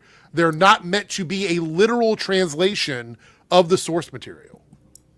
Mm-hmm. I think people they don't understand that. Yes, I feel like Invincible is a good example where like 90% of the time it is a adaptation of the comic. Now, or I'm sorry, that like it is a like translation where they are trying to bring the book onto the screen. Now, sometimes it is an adaptation where they'll be like, hey, let's do this thing, and it's a little different, but from like what they've said, it's like, okay, our entire point is to bring this to a larger audience that doesn't read the comics, that can see the story. Yeah, like I tell people, like one thing that people, be like, oh, why'd you have to bring that in? It's in the comic. Why'd you bring it in? Is like Rogue and Eric's romance.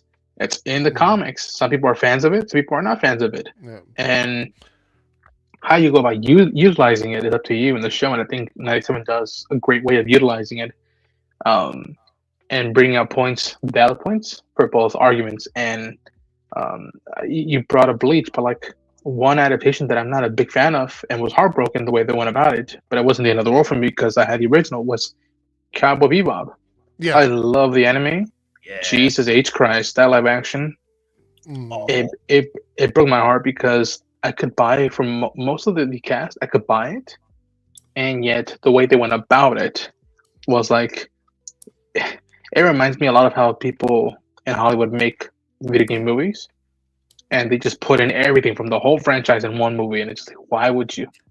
Yeah. Why would you do something like that? There's a simpler way to go about these things. And sometimes, like, again, I'm not a One Piece big fan. I respect the fan base from afar, but like, I haven't read the manga, I haven't seen the anime, and from what I've heard from the live action, they do a good enough job that make it their own, but yet keep some of the spirit of what the manga and anime made it a great thing. And I think that's what 97 does, and I think that's what Lantern is doing right now. All right. With that being said, we are coming up on the 3-hour mark, and I don't want to make it to 3. So we're going to wrap things up here. We'll cover any other topics that we didn't cover tonight on Thursday stream. Hopefully I don't lose power like I did last week, but we'll see what happens. Thank you guys for all the super chats, and let's look at the list now to see what won. So the 2 things you guys chose were a topic for me, which is worst YouTube outrage channels. Wow, 50% of y'all wanted me to cover that. So we'll do that. And the other one we're going to cover is favorite movies with women heroes. And that can be any media. It's not just superhero. It's anything with women as the hero. So I got something to say about both of those. yeah. So we'll do that.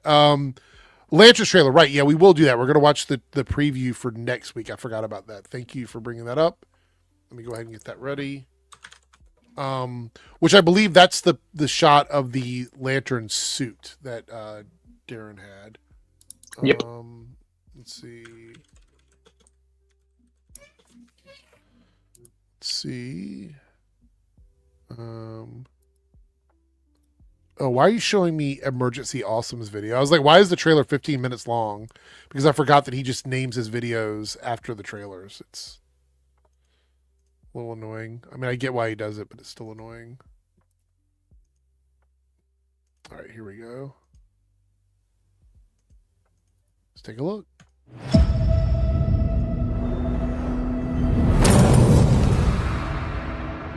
Do you know who I am? Your guardian, founder of the Lanterns. May I ask you a question?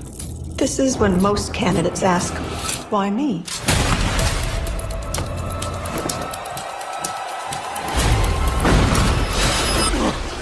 I know exactly why me.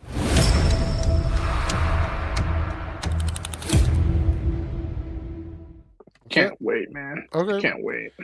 Yeah, it's going to be really good. I'm excited. All right, before we go, we're going to do shout outs as we always do. We're going to do clockwise since I think Darren's AFK. So Omega, anything you want to shout out before we wrap it up?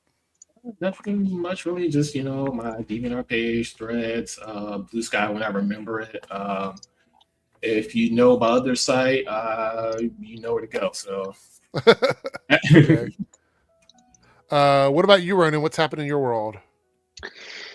Ooh, what is not happening? Lanterns every week with shorts and the reactions. And I think I'm going to work on a live stream on a week live stream if we can make it work. Right now, you can see the live stream we did of last week's saying goodbye to X-Men 97, which I will be clipping out and dropping the interview tomorrow morning. Okay. You'll see that, and then Ghost in the Shell anime is coming back to cover the new one that's coming out every week, and then I need to finish watching that. it's so good. Smoking Behind the Supermarket with You, and then I'm starting to prep already for Blade Runner 2099 and other stuff to cover down the line. Oh my God, so good. I can't wait for that. Be on the lookout for that. Yeah. All right, Darren, what's happening with you? Because I know you got some announcements. I don't know if you're going to announce what we're doing this week, but you got some announcements. So Yeah, that's coming up. You can find me over at Darren Sanctuary. I got a pipeline coming out Thursday with me and Taj. We got episode 200 around the corner, so keep an eye and ear out for that. And thanks for having me. It's always a blast. Okay. And as for me, you can catch me tomorrow on the Copecast on the Debunks channel. I have a Reloaded video going up tomorrow. Thank you guys so much. By the way, I have to give a shout out to everybody supporting both of my channels. You guys are so incredible. My Reloaded channel is doing so much better right now in terms of like YouTube's good graces. We're seeing subscriber growth. We're seeing views on videos. Thank you guys so much for doing that. And remember to hype videos. If you're watching on mobile, if you're watching right now, you can do it. You get a couple of hypes you can use every week. So if you feel like it on my videos or any videos that you're enjoying, make sure that you hype those up with the you hit the like button on a mobile device and then you can hype with the like. I don't know why they don't do that on desktop yet, but you can do it on mobile. But thank you guys so much for doing that. I got a video from today featuring Aaron Fisher, but I'm talking about Snyderverse toxicity in the DCU right now. So check that out. I do have a video coming out tomorrow again on Debunks. I haven't decided what it's going to be yet, but I will be live with the Copecast as well. So make sure you guys subscribe for that if you're on the Debunks channel. And you can cross over on both channels. You can sub both channels and get content from me more than once a day. With that being said, I'm out of here because it's my show and I can do anything I want. I'm going to play my intro as the outro for about 20 seconds and we're out. See everyone later.